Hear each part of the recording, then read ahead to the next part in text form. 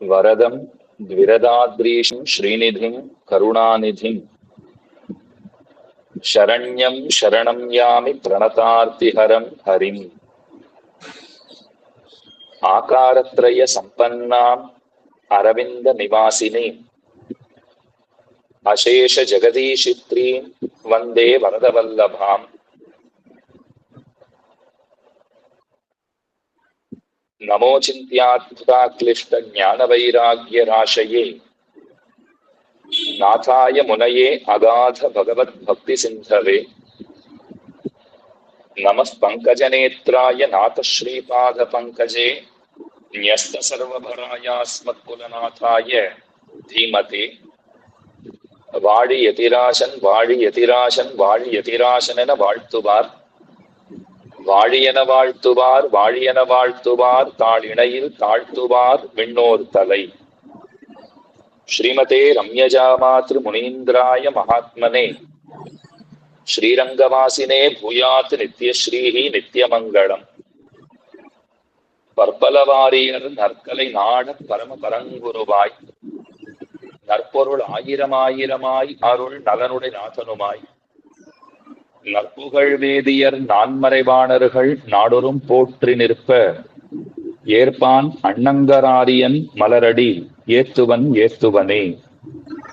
அமுதனார் அமுதம் கமழ் திருவாயும் அலகிலம் சோதி சேர்வடிவும் அமுதமென்னகையும் புகருடன் திகழும் துய்யதாம் முப்புரி நூலும் அமைவுடை குருவாய் அடியவர் கொளியாய் விளங்கும் அண்ணங்காரியர்தம் அமுதமென் மொழியும் குமுதமென் மலரே நயனமும் நெஞ்சகலாவே. நம்முடைய ஸ்ரீ வைஷ்ணவ சம்பிரதாயம் அனாதி வைதிக சித்தாந்தம் என்று கொண்டாடப்படும் ஏற்றமுடைய சம்பிரதாயம். வேத வேதாந்த கருத்துகளுக்கு இயைந்த சரியான பொருள் சொல்லும் சம்பிரதாயம் நம்முடைய சம்பிரதாயம் என்பது நம்மவர்களுக்கு தனிச்சிறப்பு. இந்த சம்பிரதாயத்தை நன்கு வளர்ப்பதற்காக ஆழ்வார்களை முதலிலே பகவான் அவதரிப்பித்தருளினான். அந்த ஆழ்வார்களை கொண்டு திவ்ய பிரபந்தங்களை நமக்கு பரிசளித்தான். அந்த அருளி செயலை வளர்ப்பதற்காக இந்த உலகத்திலே நன்கு பிரச்சாரப்படுத்துவதற்காக பிரகாசப்படுத்துவதற்காக ஆச்சாரியர்களையும் பின்னோடே அனுப்பினான் பகவான். அப்படி அவதரித்தவர்களான ஆச்சாரியர்களுக்குள்ளே ஸ்ரீமன் நாதமுனிகள் அவர் முதன்மையானவராக கொண்டாடப்படுகிறார்.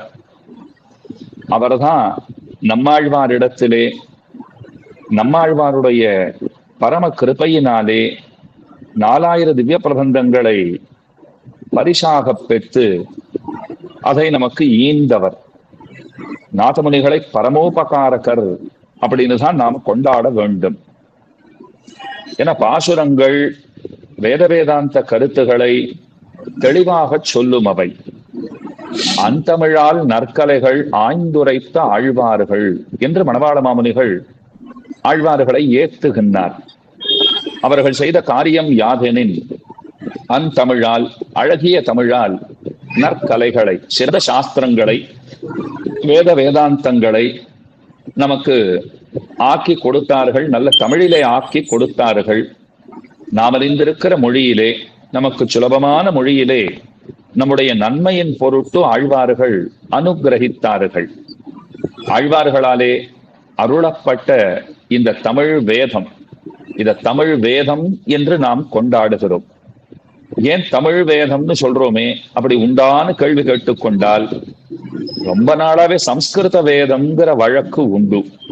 நாயனார் ஆச்சாரிய ஹிருதயத்துல ரொம்ப ஆச்சரியமா சாதிக்கிறார். சம்ஸ்கிருத வேதம்ங்கிற வழக்கு இருக்கிறதே, எப்ப சம்ஸ்கிருத வேதம்னு ஏன் சொல்லுகிறோம்னால், தமிழ் மொழியிலும் வேதம் உண்டுங்கிறத நினைத்துத்தான்கிறத உறுதிப்பட அருளி செய்கிறார். சம்ஸ்கிருத வேதம் சம்ஸ்கிருத வேதம்னா, இப்போ சோப்பு கண்ணன் ஒருத்தர் சொல்றாருன்னா அப்ப நிச்சயமா அங்க கருப்பு கண்ணன் ஒருத்தர் இருக்காருன்னு அர்த்தம். எப்ப சோப்பு கண்ணன் ஒருத்தர் நாம சொல்லுகிறோம்னு சொன்னால் இன்னொருத்தரும் இருக்காருன்னு தேறுகிறதோ இல்லையோ. சம்ஸ்கிருத வேதம்னு சொன்னால் நிச்சயம் தமிழ் வேதமும் உண்டு என்று தன்னிடவே தேரும் அப்படிங்கிறது ரொம்ப ஆச்சரியமான விளக்கம். அப்ப ஸ்ரீ வைஷ்ணவர்களுக்கு ரெண்டு கண்களை போலே அது சம்ஸ்கிருத வேதமாகட்டும் திராவிட வேதமாகட்டும் நிதிகளாட்டம் இவை நமக்கு கிடைத்திருக்கின்றனன்னு சொல்ல வேண்டும். நாதமுனிகளுக்கு நம்மாழ்வார் அதை அனுகிரகித்தார். மேலே நாதமுனிகள் அவற்றை இந்த உலகத்திலே நடையாடச் செய்தார், நன்கு பரவச் செய்தார். நன்கு பரவுவதற்கு அவருக்குன்னு கூட விருந்தவர்கள் எத்தனையோ சீடர்களை நாதமுனிகள் பெற்றிருந்தாலும் அந்த நாதமுனிகளுடைய பிரதான சிஷ்யருங்கிற ஏத்தம் ஸ்ரீ புண்டரீகாட்சருங்கிற உய்யக்கொண்டாருக்குத்தான் உண்டு. அவருக்கு ஸ்ரீ புண்டரீகாட்சருங்கிற திருநாமம் இருந்தாலும் அந்த உய்யக்கொண்டாருங்கிற திருநாமம் இருக்கிறதே அது மிகவும் ஏத்தம் மிக்கதுன்னு சொல்லலாம். ஏன்னா நாதமுனிகளிடத்திலே அவர் யோக ரகசியம் அதெல்லாம் அவர் கிரகிக்க வேணுங்கிற ஆசை கொள்ளாமல் திவ்ய பிரபந்தங்கள் தான் வேண்டும்ங்கிறதுலே உறுதியாக நின்றார். இந்த உலகம் உய்வதற்காக நாதமுனிகளாலே கொள்ளப்பட்டவர், அவரை உய்யக்கொண்டார்னு சொல்லலாம், அதனாலும் உய்யக்கொண்டார்னு சொல்லலாம். இந்த உலகம் உய்ய வேண்டும்ங்கிறதையே தம்முடைய நோக்காக கொண்டிருந்தவர். ஏன்னா ஸ்ரீ வைஷ்ணவ சம்பிரதாயத்திலே அருளி செயல்களுக்கு தரப்பட்டிருக்கின்ற ஏத்தம் மற்ற எதற்கும் தரப்படவில்லைங்கிறது நிர்விவாதம். இன்னைக்கும் திவ்ய தேசங்களிலே நாம் சேவித்தோம்னால் வேதங்கள் பகவானை பின்தொடருகின்றன, அவனை தேடுகின்றன. விசின்வந்தி வேதாகா என்பர் பராசர பட்டர்.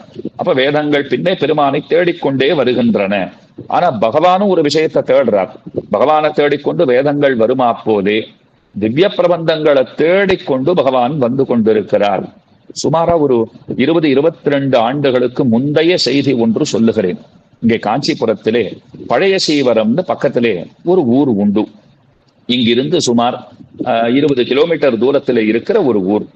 வருடத்திலே ஒரு முறை, அது சங்கராந்தி அன்றைய தினம் பகவான் காஞ்சிபுரத்திலிருந்து புறப்பட்டு தேவப்பெருமாள் புறப்பட்டு அடுத்த நாள் பழைய சீவரத்துக்கு வந்துடுவார். சாயங்காலம் அங்கே மலையிலிருந்து கீழே எழுந்தருளுவதுங்கிறது ரொம்ப விசேஷமான உற்சவம். முன்பெல்லாம் கார்த்தால பெருமாள் அங்க மலையில எழுந்தருளின பிற்பாடு அங்க இருக்கிற வித்வான்களை கொண்டு சில பல வார்த்தைகளை ஸ்ரோதாக்கள் நன்கு கேட்டு இன்புறும்படியாக பேச வைப்பர்கள். அப்படி சில பேர் ஒரு 5-6 சுவாமிகள் உபய கலையாரிலுமாக சேர்த்து ஒரு 5-6 திருநாமங்கள் உபன்யசிப்பது வழக்கம். அடியனை இப்பவும் சின்னவன் தான், அப்ப இன்னமும் ரொம்பவும் சின்னவன். அந்த இடத்துல அடியனும் விடை கொண்டிருந்தேன். அந்த இடத்துல அந்த கோட்டியில அமர்ந்திருந்தேன். அடியனுக்கும் பேச வேண்டும் என்கிற அவா இருந்தது. அந்த சந்தர்ப்பத்திலே ஒரு வடகலை சுவாமி ரொம்ப அழகாக அவர் உபன்யசித்தார். அவர் சொன்னார், வேத பாராயண கைங்கரியம் ரொம்ப ரொம்ப கஷ்டம். பெருமாள் புறப்பட்டதுல இருந்து நாங்கள் பின்னாடியே சொல்லிட்டே வரணும். திரும்ப அவர் ஊருக்கு போன பிற்பாடும் சந்நிதியில கொண்டு போய் அவரை விட்டுட்டுத்தான் அதுக்கு மேலத்தான் எங்களுக்கு ஓய்வே கிடைக்கும் அப்படின்னு சொன்னவர். அதுக்கு மேல ஒரு வார்த்தை சொன்னார், அதே இவாள்லாம் அப்படின்னு நம்ம எல்லாம் காண்பித்து இவா திவ்ய பிரபந்த அதிகாரிகள் தென்கலையார்கள், அவ ஆங்காங்கே எங்கெங்கோ தொடங்குவர்கள், எங்கெங்கயோ முடிச்சுடுவா. நடுவுலையே எப்பப்ப வரா, எப்பப்ப தொடங்குறா, எப்பப்ப முடிக்கிறா, எப்ப போறா வரா ஒன்றுமே தெரியாது. ரொம்ப சௌகரியமான கைங்கரியம். வாஸ்தவம் தான், ரொம்ப சௌகரியமான கைங்கரியம்ங்கிறதுல மாற்று கருத்து இல்லை. ஏதோ பெரியவா அந்த நாள் அப்படித்தான் ஏற்பாடு செய்து வைத்திருக்கிறார்கள். நம்முடைய சம்பிரதாயத்திலேயே அப்படி உங்கள் வேடிக்கையா சொல்றது உண்டு. சம்பிரதாயம் எப்படிப்பட்டதுன்னா, அதுவும் தென்னாச்சாரிய சம்பிரதாயத்துக்கு இருக்கிற ஏத்தம் என்னன்னா, நாம நம்மையும் சிரமப்படுத்திக் கொள்ளக்கூடாது, முக்கியமா பகவானை சிரமப்படுத்தவே கூடாது. அவரை முக்கியமா சிரமப்படுத்தக்கூடாது, நம்மையும் சிரமப்படுத்திக் கொள்ளக்கூடாது. இது எப்படி தெரிஞ்சுக்கலாம்னா, இப்போ ஒரு தடவை சேவிக்கிறதுன்னு வச்சுட்டு இருக்கோம் பாருங்க, அதுலயே ரெண்டுத்தையுமே பார்த்துடலாம். நாமும் அதிகம் சிரமப்பட்டு கூடாது, அவரை முக்கியமா சிரமப்படுத்தக்கூடாது. அதுதான் முக்கியமான கொள்கை, மறுப்பார் இல்லை. ஆனா பல சுவாமிகள், படகலை அன்பர்களும் கூட பல சுவாமிகள் வேடிக்கையா பேசுறதே சொல்லுவா, உங்களுக்கு என்னப்பா போனா ஒரு தடவை சேவிச்சு எழுந்தா போதும் அப்படின்னுவா. அப்ப அதுல ஏதோ ஒரு சிரமம் இருக்கிறதுங்கிறது அது யதார்த்தம், அதை யாரும் மறுக்கவே முடியாது. அது 2 தடவையோ 4 தடவையோன்னா ஒரு சிரமம் அதுல இருக்கத்தானே செய்கிறது. அதனால அந்த சுவாமி சொன்னார், இவ ஆங்காங்கே ஆரம்பிச்சுட்டோம், ஆங்காங்கே ஓடி போடுறா, எங்க வரா போறா தெரியலேன்னு. அடி ஏன் பேச போகும்போது சரி இவருடைய இந்த ஒரு கேள்வின்னு வைத்துக் கொள்ளலாம், இல்ல ஏதோ கொஞ்சம் அவர் ஒரு கிண்டல் துவனிக்கிறா போல சொன்னதாக வைத்துக் கொள்ளலாம். அதற்கு ஒரு பதில் சொல்லணுங்கிற ஆசை இருந்தது. அப்படின்னு சொன்னேன். சுவாமி ரொம்ப ஆச்சரியமா விஷயங்கள் எல்லாம் சொன்னார். ஆனா திவ்ய பிரபந்த அதிகாரிகள் ஆங்காங்கே அத்தியாபக சுவாமிகள் எப்ப வரா எப்ப போறான்னு தெரியல, நாங்கள் ஏன் அப்படி செய்கிறோம் தெரியுமா, எங்க பின்னாடியே பகவான் வந்துட்டார்னு சொன்னால் உங்களுக்கு பகவான் கிடைக்கவே மாட்டார். அவர் திரும்ப பத்திரமா சந்நிதிக்கு போகணும்னு சொன்னால் அப்பப்ப நாங்கள் மூஞ்சியை காண்பிச்சுட்டு அப்பப்ப வழியிலேயே ஓடி போயிட்டார்னா அவர் பத்திரமா திரும்ப சந்நிதிக்கு போவார். இல்லைன்னா எங்க பின்னாடியே நாங்க எங்க போறோமோ எங்க பின்னாடியே வந்துடுவார். அதனால திரும்ப கொண்டு போய் பகவான சந்நிதியில பத்திரமா சேர்க்கணுங்கிறதுக்காகவே நாங்கள் முழுவதுமாக அவனுக்கு முன்பாக பாசுரங்களை ஓதிக்கொண்டு செல்லாமல், ஏன்னா பைந்தமிழின் பெண்சென்ன பச்சை பசும் கொண்டலுடைய தம்பிதானே இவர். தேவபெருமான்கிறவர் யார்? யதோக்த காரியம் பெருமானுடைய ரொம்ப ஆச்சரியமான தம்பிங்கிற ஏத்தம் மிக்கவர். ஸ்ரீவைஷ்ணவ சம்பிரதாயத்திலே தமிழை கொண்டே கூட ஆழ்வார்களுக்கு ஒரு அடையாளத்தை சொல்லிவிடலாம். முக்கியமா இப்போ பொய்கை ஆழ்வார்னா கவிஞர் போரேறு அப்படின்னு அவர் கொண்டாடப்படுகிறார். பெருந்தமிழன் என்று பூதத்தாழ்வார் தாமே அருளி செய்து கொள்கிறார். தமிழ் தலைவன் பேயாழ்வார் கொண்டாடப்படுகிறார். பைந்தமிழின் பெண்சென்ன பச்சை பசுங்கொண்டலேன்னு சொன்னால் அப்ப பைந்தமிழன்னு திருமழிசை ஆழ்வாரை கொண்டாட வடுக்கும். அது நன்கு அவருக்கு பொருந்தும். தமிழ்மாறன்னு நம்மாழ்வாருக்கு திருநாமமே அமைந்திருக்கிறது. இருந்தமிழ்நூறு புலவன்னு திருவங்கமன்னன் சொல்லிக் கொள்கிறார். அப்ப தமிழை கொண்டே இவர்களுக்கு நாம் ஒரு அடையாளம் சொல்லும்படியான வைபவம் ஆழ்வார்களுக்கு அது மிக்க இருக்கிறது. அந்த ஏத்தம் அவர்களுக்கு தன்னிகரில்லா பெருமை அப்படின்னு சொல்ல வேண்டும். அதனால அடியேன் சொன்னேன், ஆங்காங்க வந்துட்டு போயிட்டு வந்தா பெருமாள் வந்தாலே எங்க போனான்னு தெரியலேன்னு பத்திரமா கோயிலுக்கு வந்துடுவார். இல்லைன்னா எங்க பின்னோட எங்க ஆத்துக்கே வந்துடுவார். அந்த சுவாமி ரொம்ப ரசிச்சார், ரொம்ப ஸ்லாகிச்சார். எதுக்காக இதை விண்ணப்பித்தேன் அப்படின்னால், திவ்ய பிரபந்தங்கள்னு சொன்னால் பகவானுக்கு அதிலே அளவற்ற காதல். வேதங்களும் பெருமானை தேடிக்கொண்டுதான் செல்லும். ஆனா திவ்ய பிரபந்தங்களை தேடிக்கொண்டு பகவான் செல்லுகிறான்னு சொன்னால் எத்தனை ஏத்தம். அதுவும் காஞ்சி தேவ பெருமாளுக்கு பாட்டு பிச்சன்னே திருநாமம் கொடுத்துருக்கா. அடியன் ஒரு சந்தர்ப்பத்திலே ஒரு சிறியதாக ஒரு கட்டுரை எழுதியிருந்து இந்த கோஷ்டியில அதையும் விண்ணப்பிக்கணுங்கிற ஆவாவுடைய இப்போது விண்ணப்பிக்கிறேன். தேவப்பெருமாளுக்கு சுரராஜன்னு பெயர். சுரர்கள்னு சொன்னால் தேவர்கள். தேவர்களுக்கு அரசன் எவனோ அவன் சுரராஜன், அதாவது தேவராஜன். ஆழ்வார்கள் இமையோர் தலைவான்னு கூப்பிடுறான். நம்மாழ்வார் இமையோர் தலைவான்னு பெருமானை விழிக்கிறார், அழைக்கிறார். அயர்வரும் அமரர்கள் அதிபதினு கொண்டாடுறார். வானவரதம் முன்னவன் திருமங்கமன்னன் போட்டுகின்றார். அப்ப பாருங்க, இமையோர் தலைவன், அயர்வரும் அமரர்கள் அதிபதி, வானவரதம் முன்னவன், இதெல்லாம் சுரராஜன்கிறத நமக்கு நன்கு விளக்க வந்த திருநாமங்கள், விளக்க வந்த பெயர்கள்னு சொல்லலாம். இந்த வார்த்தைகள் அவன் சுரராஜன்கிறதை நமக்கு நன்கு விளக்கி நிற்கும். பெருமான் சுரராஜன். அதுக்கு மேல பாருங்க, இவன் பாசுரங்களை ஆள்பவன். பாசுரங்களை ஆள்பவனா தேவபெருமாள் இருக்கார். பாசுரங்களாலே ஆளப்படுகிறவராகவும் இருக்கிறார். தினந்தோறும் பாசுரங்களை திருச்செவி சாத்துகிறார். சில திவ்ய தேசங்களுக்குத்தான் அந்த ஏத்தம். ஆழ்வார் திருநகரியை சொல்லலாம், காஞ்சிபுரத்தை சொல்லலாம். தினந்தோறும் கிரமத்திலே 4000 பாசுரங்களை வரிசையாக ஓதிக்கொண்டு வருவதுங்கிற ஏத்தம் ஒரு சில திவ்ய தேசங்களுக்கே உரித்தானது. அது என்னமோ எல்லா திவ்ய தேசங்களிலும் அந்த வழக்கத்தை வைத்துக் கொள்ளவில்லை. பெரும்பான்மை திவ்ய தேசங்களிலே திருப்பாவை சாத்துமறை அப்படின்னு தான் காலை வேளையிலே சொல்லுவார்கள். ஆனா காஞ்சிபுரம் ஆகட்டும், ஆழ்வார் திருநகரி ஆகட்டும், காத்தால வேளையில நம்ம திருப்பாவையை நம்பிட்டு போனோம்னால் அது என்றோ ஒரு நாள் தான் வரும். தினந்தோறும் 50 பாசுரங்கள் வீதம். அதுவே திருவாய்மொழியாக இருந்தால் ஒரு 10 பூர்த்தியா சேவிச்சுடுவான். அந்த கிரமம் வைத்துக் கொண்டு அதை இயற்பான ஒரு அந்தாதியும் அது பூர்த்தியாக சேவிக்கப்படும். இந்த மாதிரி ஒரு கிரமம் வச்சுருக்கா. 50 பாசுரங்கள் நிச்சயமா தொடர்ச்சியாக சேவிக்கப்பட்டு கொண்டே வரும். இப்ப வீதியில புறப்பாடுன்னும் போது ஒரு 10 பாட்டு 20 பாட்டு ஆழ்த்துன்னா அதுக்கு மேற்கொண்டு இருக்கிற 30 பாட்டு, இப்ப 70 பாட்டு, காத்தால 50 பாட்டு சேவிச்சாச்சு. சாயங்காலம் வீதியில ஒரு 20 பாட்டு ஆழ்த்துனா மீதி இருக்கிற 30 பாட்டு அது நாளை காலையிலே சேவிக்கப்படும். இந்த மாதிரி ஒரு கிரமம் வச்சிருக்காளோ இல்லையோ. அப்ப பாசுரங்களை அப்படி ஆண்டு இருக்கார் பெருமான். பாசுரங்களால ஆளப்படுகிறவராகவும் இருக்கிறார். காஞ்சி தேவ பெருமாளுக்கு பேரருளாளன்னு ஒரு திருநாமம் எப்படி ஏற்பட்டது தெரியுமா? பாசுரங்களுக்கு வயப்பட்டு அனைத்தையும் தந்தருளுகிறவர். அதனாலதான் அந்த திருநாமமே அவருக்கு ஏற்பட்டது. இதுக்கு மேல கழுகு பூசுரர்கள், நிலத்தேவர்கள்னு சொல்லுவான். சாதாரணமா அந்தணர்களை சொல்லும் போதும் பூசுரர்கள்னு சொல்லப்படுவது உண்டாயினும் அது விசேஷமாக சொல்ல வேண்டும் என்னால் செந்தமிழ் பாடுவார். அதாவது ஆழ்வார்களுக்கு அந்த ஏத்தம் முதலாழ்வார்களுக்கு இருந்தாலும் செந்தமிழ் பாடுகின்றவர்களான ஸ்ரீவைஷ்ணவ அத்தியாபக சுவாமிகள் அவர்களைத்தான் பூசுரர்கள்னு சொல்ல வேண்டும். நம்ம பக்கத்துல அவ்வளவு இல்லை. வடதேசங்கள்ல போனா பிராமணர்களை கூட பூதேவ்னு தான் கூப்பிடுவான். சாதாரணமா கூப்பிடுற சேவை கூட ஒரு பிராமணரை கூப்பிடணும் அப்படின்னா பூதேவ் இதர் ஆவோன்வான். அதெல்லாம் புரியவே புரியாது. என்னமோ கூப்பிடுறாளே, என்னமோ புதுசா சொல்றாளேன்னா சுவாமி அவர் பூதேவர் அவர் அப்படின்வான். அது கேட்கவே ரொம்ப நல்லா இருக்கும். அப்போ நிலத்தேவர்கள் யாருன்னா ஸ்ரீவைஷ்ணவர்கள், முக்கியமாக அத்தியாபக சுவாமிகள், அவர்களைத்தான் நிலத்தேவர்கள்னு சொல்ல வேண்டும். பூசுரர்கள்னால் நிலத்தேவர்கள். வைஷ்ணவர்களுக்கே, ஸ்ரீவைஷ்ணவர்களுக்கே இந்த ஏத்தம். அவர்களுக்கு எது பெருந்தனம் அப்படின்னால் அருளிச் செயல்தான் பெருந்தனம். என்ன தெரிஞ்சுக்கோங்க, சுரராஜன் பெருமாளுக்கு பெயர்னு பார்த்துட்டோம். இப்போ பூசுரர்கள் என்று ஸ்ரீ வைஷ்ணவர்களுக்கு பெயர்னு பார்த்தாச்சு. பூசுரராஜனான நம் பாசுரராஜன், தேவப்பெருமாள் பாசுரங்களை ஆள்பவர், பாசுரங்களாலே ஆளப்படுகின்றவர்னு பார்த்தோம் இல்லையா? அப்போ பூசுர ராஜனான நம் பாசுரராஜன், பூசுரர்கள் ஸ்ரீ வைஷ்ணவர்கள், அவர்களுக்கு ராஜனாக விளங்குகிறவர் சுரராஜனாகிற தேவப்பெருமாள். அந்த தேவப்பெருமாள் பாசுரராஜனாக இருக்கிறார். காஞ்சியில் கோயில் கொண்டே எவ்விடத்தையும் தன் அருளாலே ஆள்பவன். அடியன் சமீபத்துல ஒரு உபன்யாசத்துல திருக்கச்சனபிகளுடைய 6 வார்த்தைகளை பத்தி பேசினேன். அப்ப அந்த சந்தர்ப்பத்துல தோன்றிய ஒரு விஷயம், 6 வார்த்தைகள்ல கடைசி வார்த்தை பாருங்க, பூர்ணாச்சாரிய சமாஸ்ரயா, நீ பூர்ணாச்சாரியரை ஆசிரயிக்க வேண்டியது அப்படின்னு சொன்னார் இல்லையோ? அடியன் வேடிக்கையா சொன்னேன், இந்த ஒரு வார்த்தை அவர் எம்பெருமானார் பொருட்டு சொல்லலேன்னு சொன்னேன். மீறி 5 வார்த்தைகள் எம்பெருமானார் பொருட்டு திருக்கச்சி நம்பிகளுக்கு அனுகிரகித்தார். 6ஆம் வார்த்தை யாருக்கு சொன்னார்னா சாட்சாத்து ஸ்ரீரங்கநாதனுக்கே சொன்னார். ஸ்ரீரங்கநாதனுக்கு தேவப்பெருமாளுடைய உபதேசம் அது. நீர் கேட்டீர்னு உடையவரை நான் அனுப்பிச்சு வைக்க போறேன் இல்லையோ, இதுக்கு பதிலாக நாம் சொல்வதை நீர் கேட்க வேண்டும். ஒரு உதாரணத்துக்கு சொல்றேன். இப்போ அஜாமிள உபாக்கியான எல்லாருக்கும் நல்லா தெரியும். அஜாமிளன் சரித்திரத்துல என்ன சொல்றா, யாரோ சில பேர்கள், சில நல்லவர்கள், சந்தர்கள், தபஸ்விகள் அவன் வீட்டுக்கு வந்துட்டா, சாப்பிடறதுக்குன்னு வந்துட்டாளாம். அவன் வீட்டுல இல்லாத நேரமா பார்த்து வரவே பழச்சுட்டா. சாப்பிட்டு இருந்துச்சு, அவன் வந்துட்டான். இருந்தாலும் நல்லவர்களுடைய தரிசனம் அவர்களை நலியணுங்கிற எண்ணமே அவனுக்கு ஏற்படலை. சரி வந்தா ஏதோ சாப்பிட்டு தொலையட்டும்னு விட்டுட்டான்.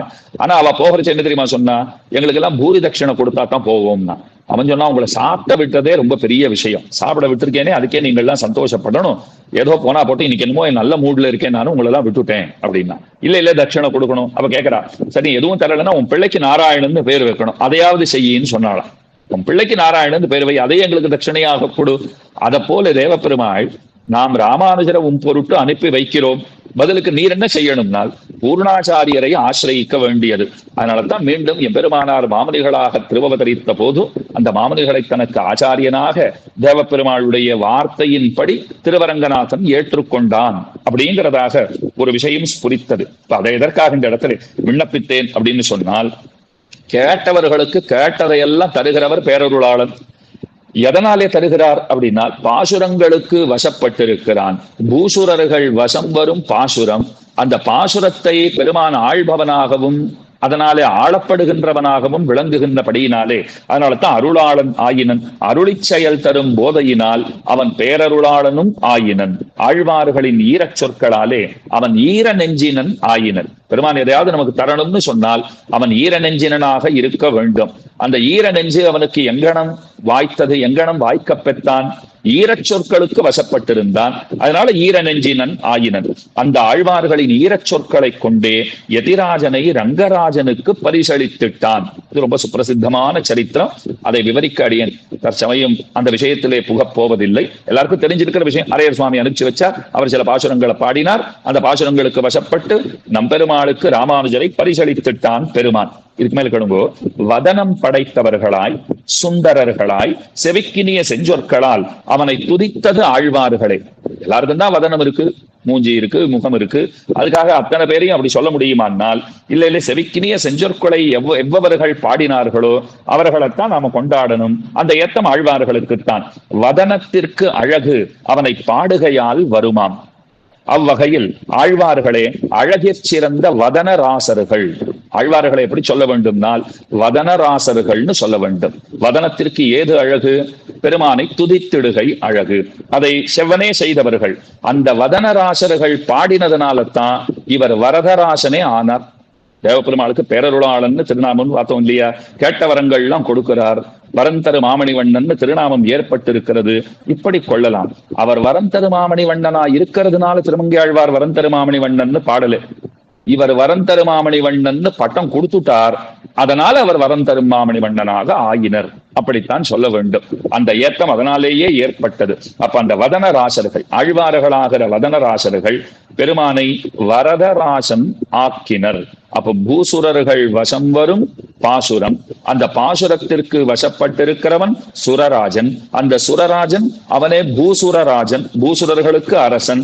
அது மட்டுமன்று அவனே பாசுரராஜனும், பாசுரங்களுக்கும் வசப்பட்டவனாக பெருமான் விளங்குகிறான்.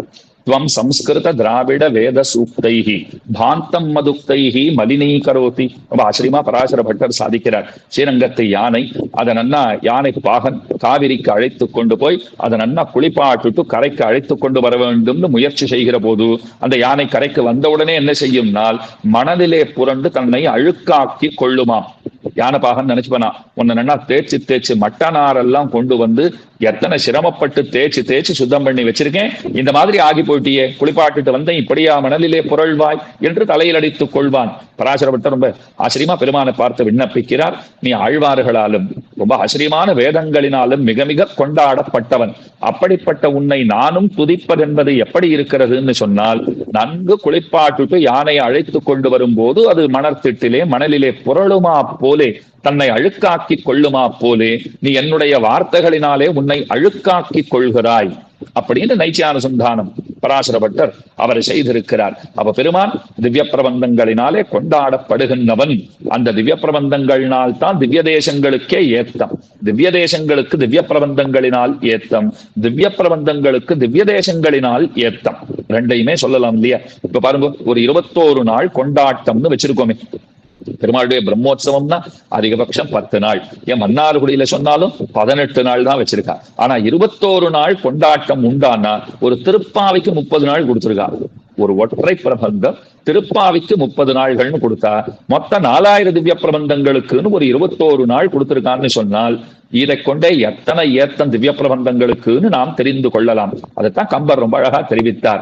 என்னதான் பெருமானுடைய திருவிழா அது எத்தனை சிறப்பு தெரிந்தாலும் ஆழ்வார்களுடைய பாசுரங்கள் பாடப்படவில்லைன்னு சொன்னால் அந்த விழாவை ஒருவரும் அத்தனை மெச்சப்போவது கிடையாது. அந்த விழாக்களுக்கு வரும் ஏத்தமும் ஒன்றும் இல்லை அப்படின்னு சொல்லிவிடலாம். அதனால ஆழ்வார்களுடைய பாசுரங்களினால் தான் திவ்ய தேசங்களுக்கே ஏத்தம். அதனாலதான் உய்ய கொண்டார். அவர் திவ்ய பிரபந்தங்களையே தீர்மானித்தார். அவர் திவ்ய பிரபந்தங்களை கொண்டே பொழுதுபோக்க வேண்டும், மற்றவர்களையும் பொழுதுபோக்கிக் கொள்ள வழிவகை செய்ய வேண்டும் என்பதாக அவருடைய திருவுள்ளம் அமைந்திருந்தது. அந்த பெரியவருடைய 1200ஆம் ஆண்டு 1200ஆம் ஆண்டு திருநக்ஷத்திர பூர்த்தி. அதைத்தான் தற்சமயம் ஸ்ரீ வைஷ்ணவ உலகம் இந்த ஆண்டு கொண்டாடி மகிழ்கின்ற இந்த தருணத்திலே ஸ்ரீ வைஷ்ணவ மகாநிதியான நம்முடைய சுவாமி புத்தூர் ரகுராமன் சுவாமி அவர் ரொம்ப ஆச்சரியமான இந்த உபன்யாசத்தை, இந்த தொடரை ஏற்பாடு செய்திருக்கிறார். அதுல இன்றைய தினம் திரமிடோபனிஷத் பிரபாவ சர்வஸ்வம் ரொம்ப ஆச்சரியமான கிரந்தம். அது திவ்ய கிரந்தம். அது காஞ்சி சுவாமி கிட்டத்தட்ட 28 29 சீர்ஷகங்களிலே திவ்ய பிரபந்தங்களினுடைய ஏத்தங்களை அவர் நிலைநாட்டி இருக்கிறார்னு சொல்ல வேண்டும். ஒரு வழக்கறிஞரை போலே அத்தனை ஆணித்தரமாக வாதங்களை எல்லாம் இந்த கிரந்தத்திலே அவர் சாதித்திருக்கிறார். அத்தனை விஷயங்களை அவர் எடுத்து சொல்லி திவ்ய பிரபந்தங்கள் மற்றைய நூல் காட்டிலும் வேத வேதாந்தங்களை காட்டிலும் இன்ன பிற நூல்களை காட்டிலும் சாம்பிரதாயிகமா எத்தனை கிரந்தங்கள், சம்பிரதாய கிரந்தங்கள்னு எத்தனை உண்டோ அந்த கிரந்தங்களை எல்லாம் காட்டிலும் திவ்ய பிரபந்தங்களுக்கே ஏத்தம்ங்கிறதை நன்கு நிலைநாட்டி இருக்கிறார். சரி, அப்படி நிலைநாட்ட வேண்டிய தேவை என்ன ஏற்பட்டது? அது முக்கியமா தெரிஞ்சுக்கணும் இல்லையோ? அப்படி நிலைநாட்ட வேண்டிய ஒரு நிலைமை ஏற்பட்டதா? அப்படி ஒரு நிலைமை இருந்திருக்குமாயின் அதை அவல நிலை என்றுதான் சொல்ல வேண்டும். சரி, இது மத்தையூர்களுக்கு எடுத்து சொன்னார? ஸ்ரீ வைஷ்ணவர்களுக்கு அவளுக்கு நன்னா தெரியும், திவ்ய பிரபந்தங்களுடைய ஏத்தம் நன்னா தெரிஞ்சுட்டு இருந்தா மதாந்தரஸ்தர்கள் தெரிந்து கொள்ளவில்லை. அந்த மதாந்தரஸ்தர்கள் அவர்கள் சமாதானம் அடையும் பொருட்டு இந்த கிரந்தம் அருளி செய்யப்பட்டதானால் மதாந்தரஸ்தர்களை விட்டுடுங்கோ. அவர்கள் பொருட்டு இந்த கிரந்தத்தை அவர் அருளி செய்யவே இல்லை. ஸ்ரீ வைஷ்ணவர்களாக பிறந்து வைத்தும் ஆழ்வார்களுடைய ஈரச் சொற்களிலே நெஞ்சம் செலுத்தாதவர்கள், அந்த பாக்கியத்தை இழந்தவர்கள், அன்னவர்கள் இந்த அருளிச் செயலனுடைய பெருமையை தெரிந்து கொள்ள வேண்டும் என்பதையே நோக்காக கொண்டு இந்த கிரந்தத்தை ரொம்ப விசேஷமாக அவர் அனுகிரகித்திருக்கிறார். இந்த திரமிடோபனிஷத் பிரபாவ சர்வஸ்வம் 1950களிலே வெளிவந்திருப்பதாக தெரிகிறது. அதுல அடியனுக்கு ஒரு தனிப்பட்ட பெருமை என்ன அப்படின்னால், அதுல முதலிலே ஒரு விஞ்ஞாபனம் அப்படின்னுட்டு ஒரு 2 பக்கத்துக்கு ஒரு கட்டுரை உண்டு. முதல்ல அந்த கிரந்தத்தை பத்தி முதலிலே ஒரு அறிமுகம் கொடுக்கிறா போலே ஒரு கட்டுரை விளங்குகிறது. அதை அனுகிரகித்தவர் அடியனுடைய பிதாமக சுவாமி கீர்த்தி மூர்த்தி நியாய வேதாந்த மகா வித்வான். ஏன்னா திருப்பதி கிருஷ்ணமாச்சாரிய சுவாமி அந்த சுவாமியை மகாவித்வான்னே சொல்லி இருக்கிறார். அவருடைய கிரந்தங்களிலே பகவத் விஷய ரசானுபவத்திலே பிதாமக சுவாமியை பத்தி அவர் சொல்லும் போது கீர்த்திமூர்த்தி நியாய வேதாந்த மகாவித்வான். எப்போ திருப்பதி கிருஷ்ணமாச்சாரிய சுவாமி அவரே மகாவித்வான், நியாய வேதாந்த மகாவித்வான்னு சொல்ல தகுந்த அந்த சுவாமி எப்போது அடி உங்களுடைய குடிசைக்கு எழுந்தருளினாலும், அவர் எழுந்தருளி இருந்த காலத்திலே எந்த இடத்திலே தாத்தாவினுடைய பிதாமக சுவாமியினுடைய திருவுருவ படம் இருக்கிறதோ அங்கே சென்று ஒரு அஞ்சலி அந்த இடத்துல செய்துவிட்டு தான் வந்து அமருவர். அத்தனை அவரை கொண்டாடி கொண்டாடி ஸ்லாகித்து ஸ்லாகித்து மகிழ்ந்திருப்பர். ஏன் இன்றைக்குமே கூட ஜெகத் பிரசித்தராய் ஸ்ரீமத் ஜெகத்குரு காதி சுவாமி எந்த சந்தர்ப்பத்திலே அடியவங்களுடைய குடிசைக்கு வந்தாலும் சரி, எழுந்தருளினாலும் சரி, முதல்ல பிதாமக சுவாமியின் இடத்துல போய் அங்கே விழுந்து வணங்கி விட்டுத்தான் இவரிடத்துலதான் கீதா பாஷ்யம் கேட்டேன். இது சொல்லாத இருக்கவே மாட்டார். எப்போது வந்தாலும் சரி, அது ஏற்கனவே உனக்கு சொல்லியிருக்கோமே, உனக்கு தெரியாத அதெல்லாம் இல்லை. எப்போது வந்தாலும் அது சொல்றதுல அவருக்கு அத்தனை ஆனந்தம். அந்த நினைவுகளை திரும்ப கொண்டு வந்து அதனாலே ஒரு ஆனந்தத்தை ஏற்படுத்திக் கொள்வதிலே ஒரு ஆனந்தம் அவருக்குன்னு சொல்ல வேண்டும். அதனால அந்த சுவாமி கீர்த்திமூர்த்தி நியாய வேதாந்த மகாவித்வான் அகாரகணி சுவாமி அவர் ரொம்ப ஆச்சரியமான ஒரு விஞ்ஞாபனத்தை முதலிலே செய்திருக்கிறார். அது அவசியமாக ஓரொருத்தரும் அதை தெரிந்து கொண்டால் மேலே அந்த கிரந்தம் எதன் பொருட்டு, யார் பொருட்டு, என்ன காரணத்துக்காக இயற்றப்பட்டதுங்கிறத நன்றாக தெரிந்து கொள்ளலாம். இப்ப ஆச்சரியமா சொல்றார். ஏன் இப்ப நம்ம தத்வஹித புருஷார்த்தங்களை தெரிந்து கொள்ள வேண்டும்னு சொன்னால் அதற்கு திவ்ய பிரபந்தங்கள் தேவையானதா, முக்கியமானதா அப்படின்னால் சகசா சில பேர் என்ன சொல்லிடுவா, ஏன் வேதங்கள் தான் இருக்கே, ஆதவு வேதா பிரமாணம்னு சொல்லுகிறோமே, வேதங்களை காட்டிலும் மேலானது உண்டா, வேதோகிலோ தர்ம மூலம்னு சொல்லுகிறோம், வேத சக்ஷு சனாதனம்னு சொல்லுகிறோம், அந்த வேதம்ங்கிறது மேலானது தானே அப்படின்னால் சுவாமி சாதிக்கிறார், தத்வஹித புருஷார்த்தங்களை உபதேசிக்கவே அவதரித்த வேதம், அந்த வேதமானது அவைகளை இப்படிப்பட்டவை என்று நாம் எளிதில் தெரிந்து கொள்ளும்படி அவதரிக்கவில்லை. சுருக்கமா சொல்லணும்னா வேதத்துக்கு மறைன்னு பேர் வச்சாலும் அது மறைச்சு மறைச்சு பேசுறதுனால தானே மறைன்னு பெயர் பெற்றிருக்கிறது. மறையாய நால்வேதத்துள் நின்ன மலர்ச்சுடரேன்னு பாடினார் ஆழ்வார். வேதம்னா அறியாததை எதொன்று எடுத்து சொல்லுமோ அது வேதம். அறியாததை எடுத்து சொல்லும் தான். ஆனா மறைன்னு பேர் வச்சிருக்கா. அனதிகாரிகளிடமிருந்து தன்னை மறைத்துக் கொள்ளவும் செய்யும். ஆனா அது எந்த அளவுக்கு போடுத்துன்னா அதிகாரிகளிடமிருந்தும் கூட மறைத்துக் கொள்ற அளவுக்கு போடுத்துன்னு சொல்லணும்.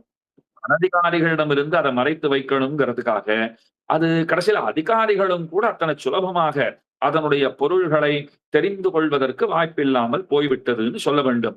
புரியத்துக்கு சொல்றேன். ஒரு தாயார் ஏதோ ஒரு தின்பண்டம் பண்ணினா 2, 3 குழந்தைகள்.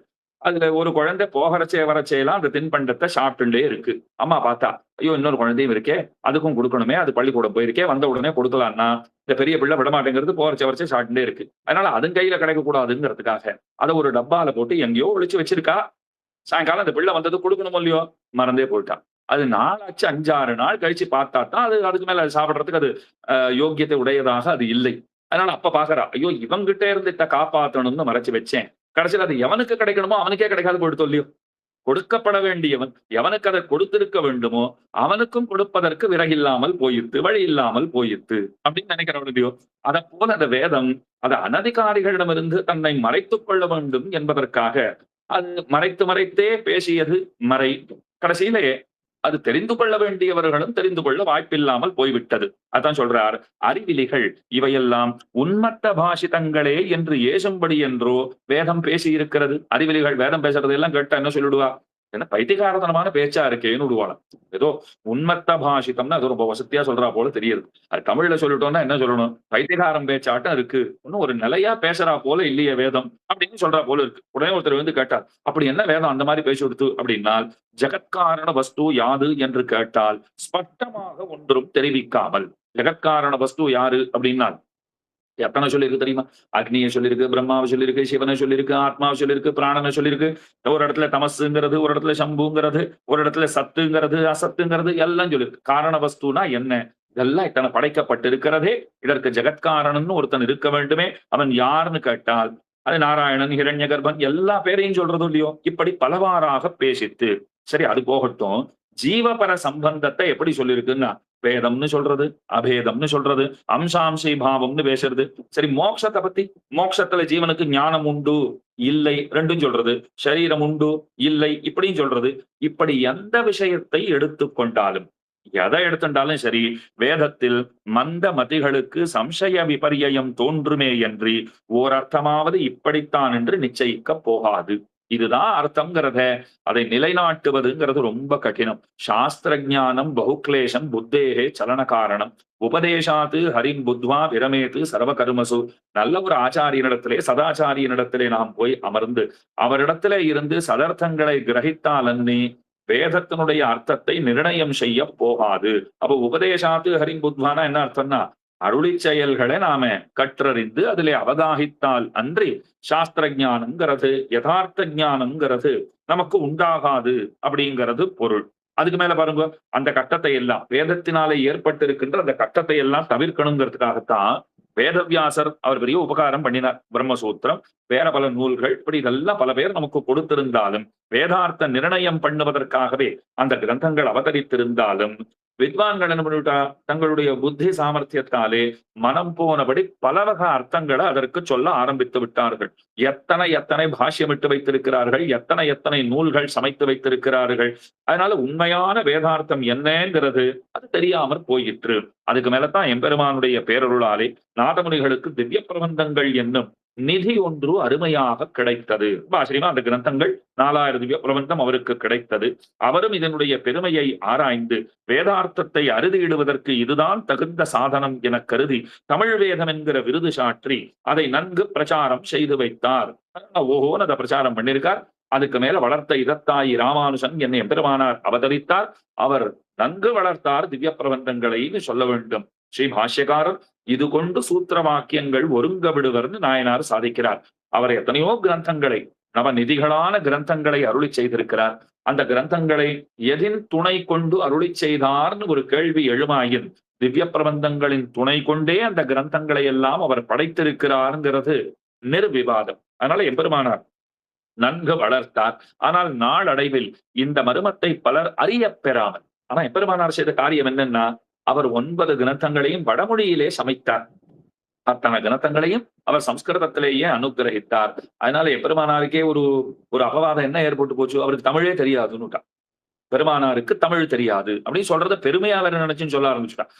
இப்போ இன்னைக்கு அதே மாதிரி ஒரு சூழ்நிலை தற்காலத்திலும் நிலவுகிறது. இந்த வீட்டுல பெற்றோர்களை பார்த்துக்கொள்ளுங்க, குழந்தை தமிழ் நன்னா பேசுவான், இங்கிலீஷ் ஓஹோன்னு பேசுவான், அவனுக்கு தமிழ் தெரியாதுன்னு அத்தனை அத்தனை கொள்ளமாளா இன்ப வெள்ளத்தோட அது சொல்லுவான். அத்தனை ஆனந்தத்தோட காது வரைக்கும் நன்னா அகன்று விரிந்திருக்கிற வாயை வைத்துக் கொண்டு சிரித்து கொண்டு அவனுக்கு தமிழ் தெரியாதுங்கிறதுல எத்தனை பூரிப்பு பாருங்க இன்னைக்கு இருக்கிற பெற்றோர்களுக்கு. அதுக்கு வெட்கம் தானே பட வேண்டும். அது போல எம்பெருமானாருக்கு தமிழே தெரியாது, சம்ஸ்கிருதம் தான் தெரியும்னு சொல்றதுலே பல பேருக்கு அதுல பேர் உவகை. சில பேர் சொல்லுவா, மாமனிகளுக்கு சம்ஸ்கிருதம் தெரியாது, தமிழ் தான் தெரியும். அடிய வேடிக்கையா சொன்னேன் ஒரு இடத்துல, இருக்கட்டுமே, அவருக்கு தமிழ் தெரியாது, சம்ஸ்கிருதம் தான் தெரியும், அதனால எம்பெருமானாருக்கு ஒரு குறை இருந்தது. ஐயோ சம்ஸ்கிருதம் மட்டும் தான் தெரிஞ்சிருக்கு, தமிழே தெரியல எல்லாம் சொல்லிட்டு இருக்காளே, அவ தமிழ் மட்டுமே தெரிஞ்சுட்டு தமிழை வளர்ப்பதற்காகவே ஒரு அவதாரம் பண்ணணும்னு வந்துட்டார். இதுல சம்ஸ்கிருதத்தை விட்டார், அதுல நீங்க சொல்றபடி தமிழை விட்டுட்டார், இதுல சம்ஸ்கிருதத்தை விட்டுட்டார். அதனால 2 அவதாரங்கள்னால இந்த 2 பாஷைகளையும் காப்பாற்றி இருக்கிறார். அதாவது உபய வேதங்களையும் காப்பாற்றி இருக்கிறார்னு வைத்துக் கொள்ளலாம். அதனால ஒண்ணு இப்ப குறவில்லை. யாருக்கு என்ன தெரியும் என்ன தெரியாதுன்னு நிர்ணயிப்பதற்கு நாம, அது யாரா இருக்கட்டும், நமக்கு என்ன தெரியும் நமக்கு என்ன தெரியாதுங்கிறதே நமக்கு எதுவுமே தெரியாதுங்கிறதே இன்னும் தெரியலையே. அது எத்தனை பெரிய அறியாம பாருங்க. நமக்கு ஒன்னும் தெரியலேங்கிறது தெரியாமல் இருப்பதை காட்டிலும் பெரிய அறியாமை மத்தொன்னு கிடையாது. அந்த அறியாமையிலே உழல்கின்ற நாமார் இந்த ஆச்சாரியருக்கு இது தெரியும் இந்த ஆச்சாரியருக்கு இது தெரியாதுன்னு சொல்ல வல்லவர்கள். நமக்கு என்ன அதற்கு தகுதி இருக்கிறது? அதனால எம்பெருமானாருக்கு தமிழ் தெரியாது என்று கிளப்பி விட்டார்கள். சொல்லார் தமிழ் ஒரு 3 சுருதிகள் 4 எல்லையில்லாத நெறி யாவும் தெரிந்தவரான எம்பெருமானார். எம்பெருமானாருக்கு தமிழ் தெரியாது சம்ஸ்கிருதம் தெரியாது அப்படின்னு சொல்லுவோமாயின் வேற யாருக்குத்தான் என்ன தெரியும்?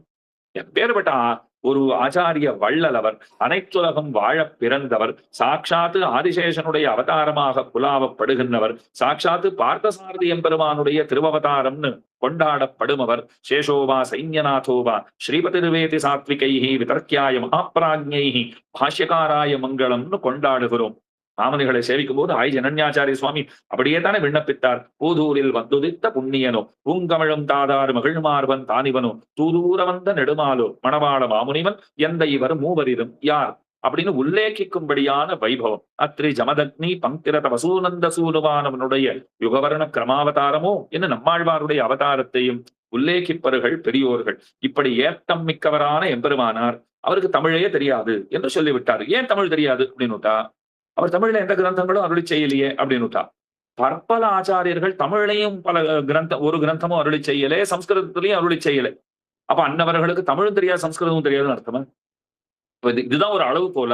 கிரந்தம் இயற்றி இருக்கிறார்னு சொன்னால் அவர் பேரறிஞர், கிரந்தம் இல்லேன்னு ஒரு கிரந்தமும் அவர் பண்ணலேன்னு சொன்னா அவருக்கு ஒண்ணுமே தெரியாதுங்கிறது பொருளாக ஆகிவிடுமா? அப்படியெல்லாம் கிடையாது. என்னமோ சில ஆச்சாரியர்களுக்கு வாய்ப்பு இருந்தது, வசதி இருந்தது, கிரந்தங்களை அவர்கள் அனுகிரகிப்பதுங்கிறத இவர்கள் மூலமாக இந்த கிரந்தங்களை வெளியிட வேணுங்கிற அவா பெருமானுக்கு இருந்தது. அதை அவர்களை கொண்டு அவன் சாதித்துக் கொண்டான்னு தான் சொல்ல வேண்டும். அவர்கள் சொன்ன அர்த்தங்களும் கூட, அந்த அர்த்த விசேஷங்களும் கூட அவர்கள் எங்கிருந்து கொண்டு வந்தார்கள்?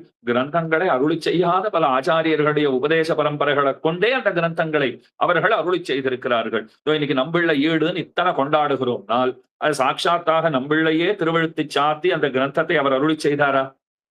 வடக்கு திருவீதி பிள்ளையினுடைய பேர் உபகாரம் அது. அவர் கேட்ட விஷயங்களை, பகலிலே கேட்ட விஷயங்களை தம்முடைய திருவுள்ளத்திலே அவர் தரித்திருந்து அதை ராத்திரி வேளையிலே அதை திருவழுத்து சாத்தி அந்த கிரந்தத்தை நமக்கு அனுகிரகித்திருக்கிறார்னால் இன்னைக்கு நம்பிள்ளையீடு கொண்டாடுகிறோம் நாள் அது வடக்கு திருவீதி பிள்ளையினுடைய ஒரு பரமோபகாரம்னு சொல்ல வேண்டும். எத்தனை எத்தனை வியாக்கியானங்கள் நம்பிள்ளையினுடையதாக இன்றைக்கு நாம் கொண்டாடுகின்றோமோ, ஏதோ சிஷ்ய பரம்பரையிலே வந்தவர்கள் அவர்கள் ஏடுபடுத்தி அதை நமக்கு கொடுத்திருக்காளே தவிர, இல்லைன்னா நம்மளை பத்தி நாம என்ன சொல்றோம், அவருக்கு ஒன்றும் தெரியாதுன்னு தான் பேர் ஏற்பட்டு.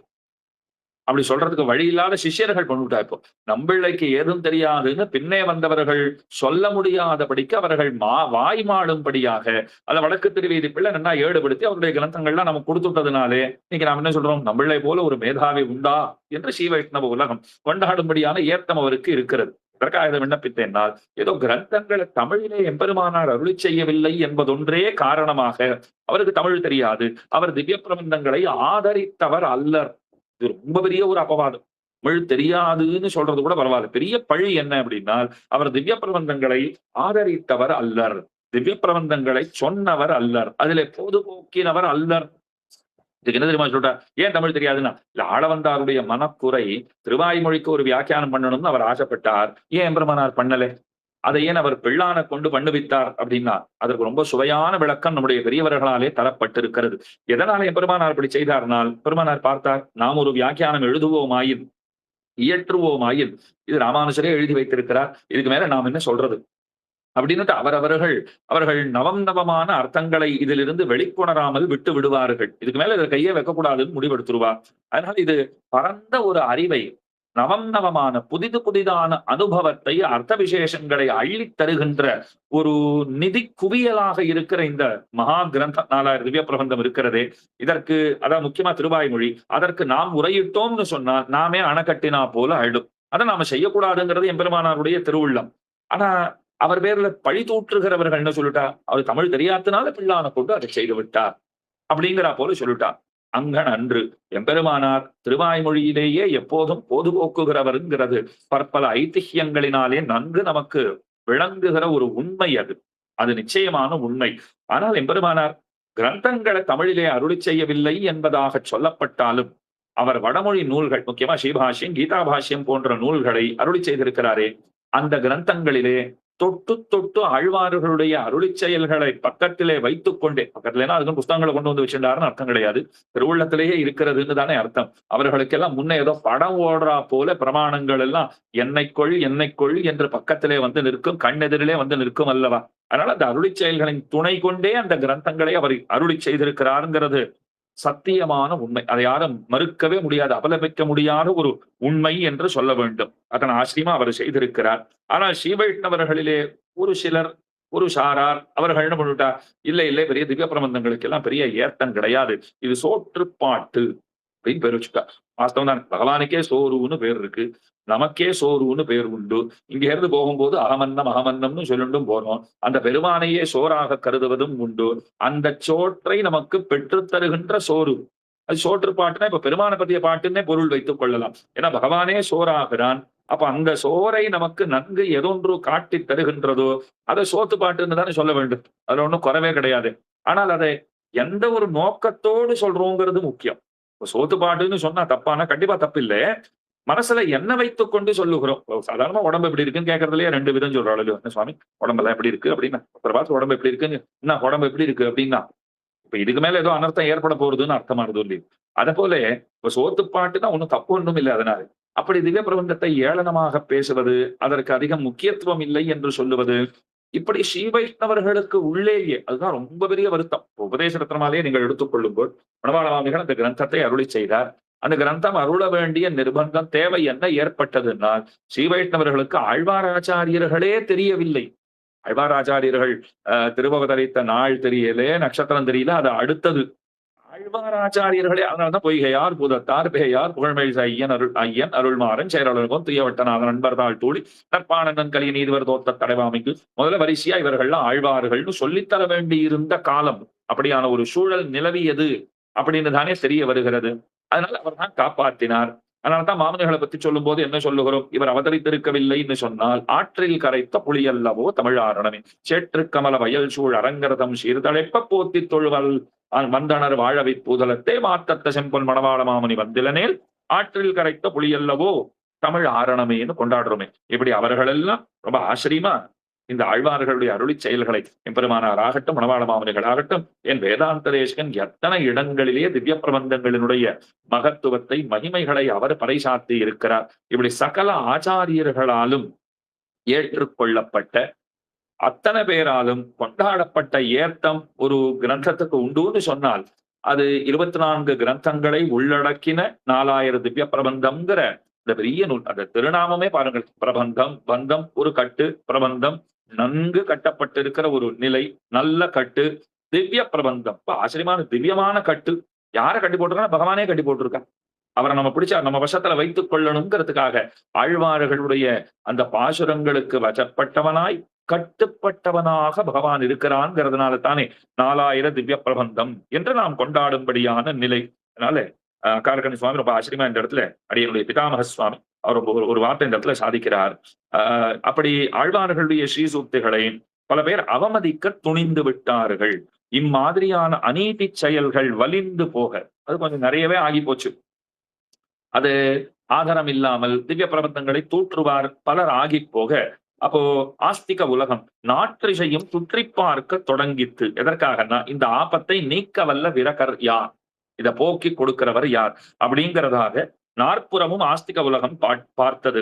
உபய வேதாந்தங்களையும் தெளிய கற்றவன் நாகம் நாகம் நச்சாகம் நச்ச பவதி புனஸ்தாதுருஷோ மாதுருஷேஷு என்று சொல்லிக் கொண்டு பண்டித மண்டலியில் பரிகணிதரானவர்கள் எல்லாம் ஒவ்வொருவராக நழுவத் தேட இந்த ஆபத்தை போக்குவதற்கு நாமோ சக்தர்கள் அப்படின்னு பல பேர் விலகி ஓடினார்கள்.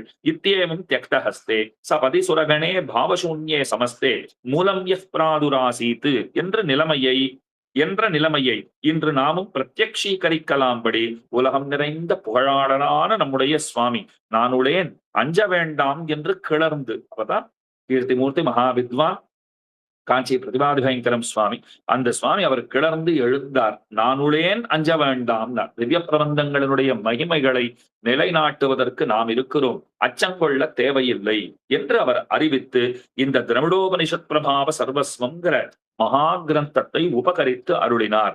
மேல எழுதுகிறார், இதை அனைவரும் சாவதானமாக சேவித்து நிதானமாக இதை வாசித்து எம்பெருமானார் ஆழ்வார் திறத்தும் அவர் ஸ்ரீசூக்தி திறத்தும் வைத்திருந்த மதிப்பின் சீர்மையையும் அதன் பயனாக மற்ற பாஷ்யங்களை விட ஸ்ரீபாஷ்யாதிகள் பெற்ற சிறப்பையும் ஆழ்வார் ஸ்ரீசூக்திகள் வேதார்த்தங்களை விவரித்து காட்டும் அழகையும் கண்டு களிப்பர்களாக.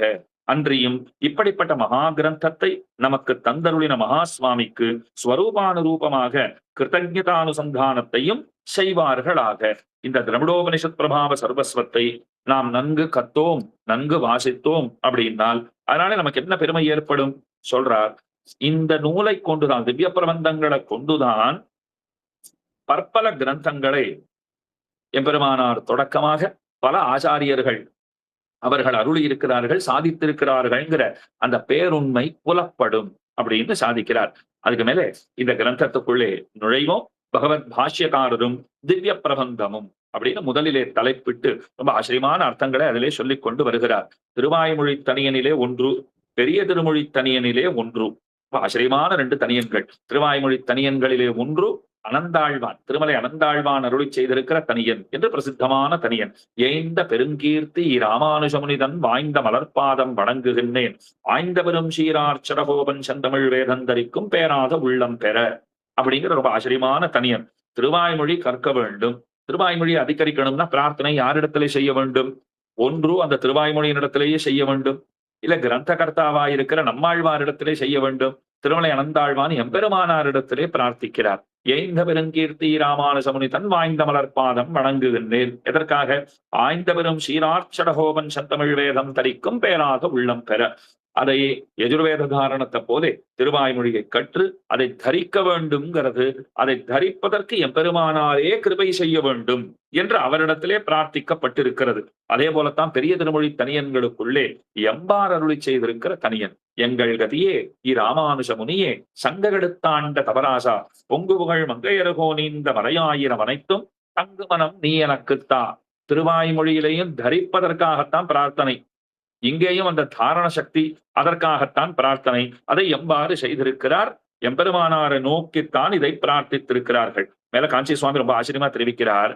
இதை இப்படி இந்த நெஞ்சை தரிக்கும்படியான நெஞ்சை, பிரபந்தங்களை தரிக்கும்படியான நெஞ்சை தந்தரள வேணுங்கிற பிரார்த்தனை அதை ஆழ்வார்களை பார்த்து பண்ணிருக்கலாம்.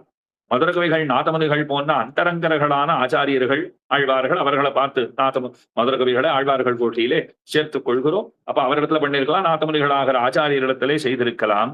அதற்கு மேலே சகலவித சப்பத்துக்களையும் அளிக்க வல்ல பெரிய பிராட்டியாரை நோக்கி செய்திருக்கலாம். ஐஸ்வர்யம் அக்ஷரகதின் வா என்ன எல்லாவற்றையும் கொடுப்பவள் அவள்.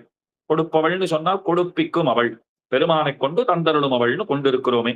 அவளிடத்திலே பிரார்த்தித்து திவ்ய பிரபந்தங்களை தாரணம் செய்து கொள்வதற்குண்டான அந்த தாரண சக்தி அதை அவளிடத்திலே பிரார்த்தித்திருக்கலாம். எம்பெருமானாரிடத்திலே எதற்காக செய்யப்பட்டிருக்கிறது? அதற்கு ரொம்ப ஆச்சரியமா சொல்றார்.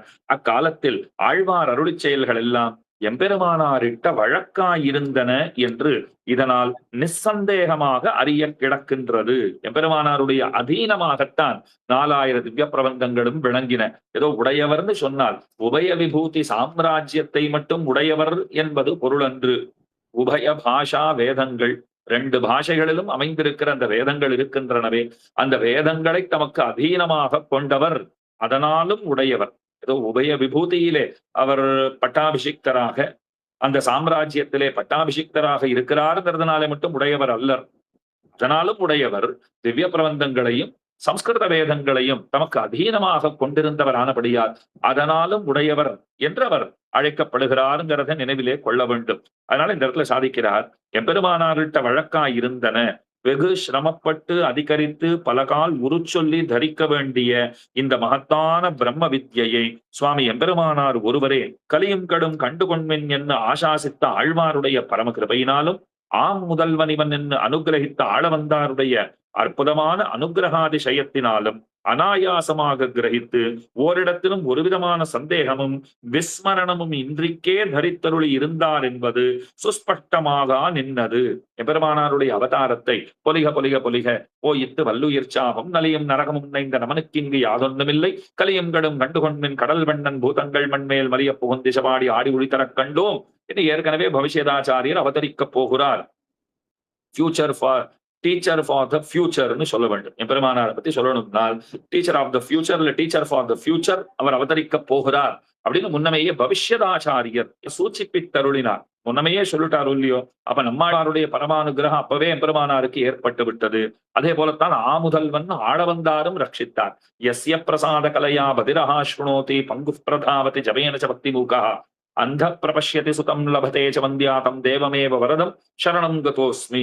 இந்த ஸ்லோக ரத்னத்திலே ஓரொரு பிரார்த்தனையும் எம்பெருமானாரை உத்தேசித்தே ஆளவந்தார் செய்திருக்கிறார்னு சொல்லுவார்கள். அதனால அவராலே ஆமுதல்வன் அனுகிரகிக்கப்பட்டார். அதனால திவ்ய பிரபந்தம்ங்கிறது எம்பெருமானாருடைய வசமாயித்து அதை தரிக்க வேண்டும்னு சொன்னால் அவருடைய அனுகிரகம்ங்கிறது நிச்சயமாக தேவை என்பதாக ரொம்ப ஆச்சரியமாக சொல்லிக் கொண்டு போய் மேல ஒரு சரித்திரம், ஒரு ஐதிகியம் காட்டுறார். வடதேசத்திலே ஸ்ரீவைஷ்ணவ சம்பிரதாயத்தை நன்கு வளர்த்தவர்களுக்குள்ளே முக்கியரான கீர்த்தி மூர்த்தி மகாவித்வான் கோவர்தனம் ஆத்திய ரங்காச்சாரிய சுவாமி. அந்த சுவாமி காஞ்சிபுரத்துக்கு பக்கத்துல அகரம்ங்கிற ரொம்ப ஆச்சரியமான ஒரு அக்ரஹாரம். காஞ்சி தேவப்பெருமாள் தென்னேரி தெப்ப உற்சவம் கண்டருளுகிற சமயத்திலே அந்த சந்நிதிக்கு அகரத்துல இருக்கிற சந்நிதிக்கும் எழுந்தருளி அங்கே பெருமான் மண்டகப்படி கண்டருள்வது நாளைக்கும் வழக்கத்திலே உண்டு. இப்பதான் ஒரு வாரம் 10 நாள் முன்ன கூட அந்த உற்சவம் நடந்தது, தென்னேரி தெப்ப உற்சவம். அந்த அகரம் ஸ்ரீகிராமத்திற்கு எழுந்தருளினார் பெருமாள். அந்த ஊரை சேர்ந்தவர். வடதேசத்திலே போனார். பிருந்தாவனத்துல ரொம்ப ஆச்சரியமான ரங்கஜி மந்திரம், ஆண்டாள் ரங்கமன்னாருக்கு ரொம்ப ஆச்சரியமான சந்நிதியை அவர் அங்கே திவ்யதேச பிரதிஷ்டை பண்ணிருக்கார். அவரிடத்துல சுதர்சனாச்சாரிய சாஸ்திரி என்பார் ஒருவர் சீடராக இருந்தார். சுவாமி எழுதுறார் அவரை பத்தி, அவர் சதுசாஸ்திர பண்டிதர். அவர் அறியாத நூல்கள் இல்லை, அறியாத சாஸ்திரங்கள் இல்லை. தமிழ் தெரியாது, மற்றெல்லாம் தெரியும் அவருக்கு. யாவும் அறிந்திருந்தார். சொல்லார் தமிழ் ஒரு முன்னும் அறியாதவராய் இருந்தார். மத்த எல்லாம் யாவும் தெரிந்தவங்கிறது அவருக்கு பொருந்தும். சுதர்சனாச்சாரிய சாஸ்திரிக்கு யாவும் தெரிந்தவர்னு பொருந்துமே தவிர சொல்லார் தமிழ் ஒரு முன்னும் அறிந்தவருங்கிறது அவருக்கு பொருந்தி இருக்கவில்லை. அந்த சுவாமி அவர் மெத்த படித்தவர். கோவர்தன சுவாமிக்கு தட்சிண பாகுவாக வலது திருக்கரமாகவே விளங்கியவர். அவர் கோவர்தன சுவாமி இடத்திலே திருவாய்மொழியினுடைய அர்த்த விசேஷங்களை பகவத் விஷய காலக்ஷேபம் பண்ணியிருக்கார். அப்போ ஒரு நாள் ஒவ்வொரு அழுதுண்டே சொன்னாரா, நான் அறியாத சாஸ்திரங்கள் இல்லை, அறியாத கிரந்தங்கள் இல்லை. தேவரீருடைய திருவடி சம்பந்தத்தாலே நிச்சயமாக நமக்கு மோட்சம் உண்டு என்பதிலும் சந்தேகம் இல்லை. வேறு தப்பாக துணிந்திருக்கிறேன் நான், அதுல ஒண்ணும் சந்தேகமே கிடையாது. ஆனா எனக்கு ஒரு பிரார்த்தனை உண்டு பெருமானிடத்திலே. என்னன்னா, பிள்ளைப்பெருமாள் ஐயங்கார் பாடுவார், பாண்டு பிறக்கும் துயர் போய் வைகுந்தம் புக்கவரும் மீண்டு தொழ காதலிக்கும் வேங்கடமே என்று சாதிப்பர். ஆண்டு பிறக்கும் துயர் போய் வைகுந்தம் புக்கவரும், வைகுண்டத்துக்கு போயிட்டா கூட அங்க பெருமானை பார்த்துட்டு அவள்லாம் என்ன சொல்லுவாளாம், நாங்க கீழே இருக்கும்போது அப்பப்போ திருவேங்கடமுடையான போய் சேவிச்சிருக்கோம். வைகுண்டநாதா சொல்றேன்னு தப்பா நினைச்சுக்காதே, நீதான் அங்க இருந்து இங்க வந்திருக்கேன். அமலநாதி பிரான் அடியாருக்கு என்னை ஆட்படுத்த விண்ணவர்கோன் விளையார் பொழில் வேங்கடவன், நீதான் வந்திருக்கே, அதுல ஒன்றும் சந்தேகம் இல்லை. இருந்தாலும் அந்த திருவேங்கடமுடையானுடைய அனுபவம் இங்க எங்களுக்கு கிடைக்கல. நீ அனுமதி கொடுத்தால் ஒரு முறை அங்க போயிட்டு திரும்ப வருவோம்னு பிரார்த்திப்பாளாம். ஒரு தடவை போயிட்டு வந்துடுறோம். நடக்க போற விஷயம் அது. ஏத்தி வைத்து ஏணி வாங்கி நசபுனராவர்த்ததே அப்படின்லாம் சொல்றோம். போனா திரும்ப வரவே முடியாது. வரத்துக்கு ஒருத்தன் விருப்பப்பட போறதும் இல்லை. ஆனா திருவேங்கடமலைன்னா யாருக்குமே ஆசை வந்துருமா. திருவேங்கடமலைக்கு 2 டிக்கெட் இருக்கு, வாசல்ல காரை நிறுத்திருக்கேன், வான்னா போக மாட்டேன்னு சொல்ல போறமா இப்போ உடனே வருவோம்னு விடுவோம். அண்ணா 20 நிமிஷம் சேவிக்கலாம், 15 நிமிஷம் சேவிக்கலாம்னு யாராவது சொல்லி அழிச்சுட்டு போறேன்னு சொல்லுங்க, நிச்சயமா கிளம்பி போடுவோம். அதனால அத்தனை ஆசை ஏற்படுறதோ இல்லையோ, அந்த கோவர்தன சுவாமியுடைய சிஷ்யர் சுதர்சனாச்சாரிய சாஸ்திரி சொல்றார், தேவரீருடைய திருவருளாலே நிச்சயமாக நமக்கு மோட்சம் தான் கிடைக்க போகுது, அதுல ஒண்ணும் சந்தேகமே கிடையாது. ஆனா அடியனுக்கு ஒரு பிரார்த்தனை உண்டு.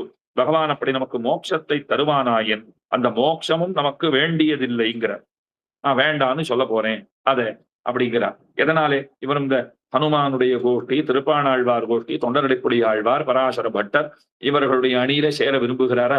காஞ்சி தேவபெருமாளை சேவிச்சுட்டோ வேதாந்த தேசிகளும் அஸ்பிருஷ்ட சிந்தாபதமாபிரூபியம் சத்தியம் சபையே வாரணசைலநாத வைகுண்டமாசேபி நமே விலாசா, அந்த வைகுண்டமும் வேண்டாம், தேவர்களுடைய சேவையே போதும்னு பிரார்த்திச்சாரு இல்லையோ.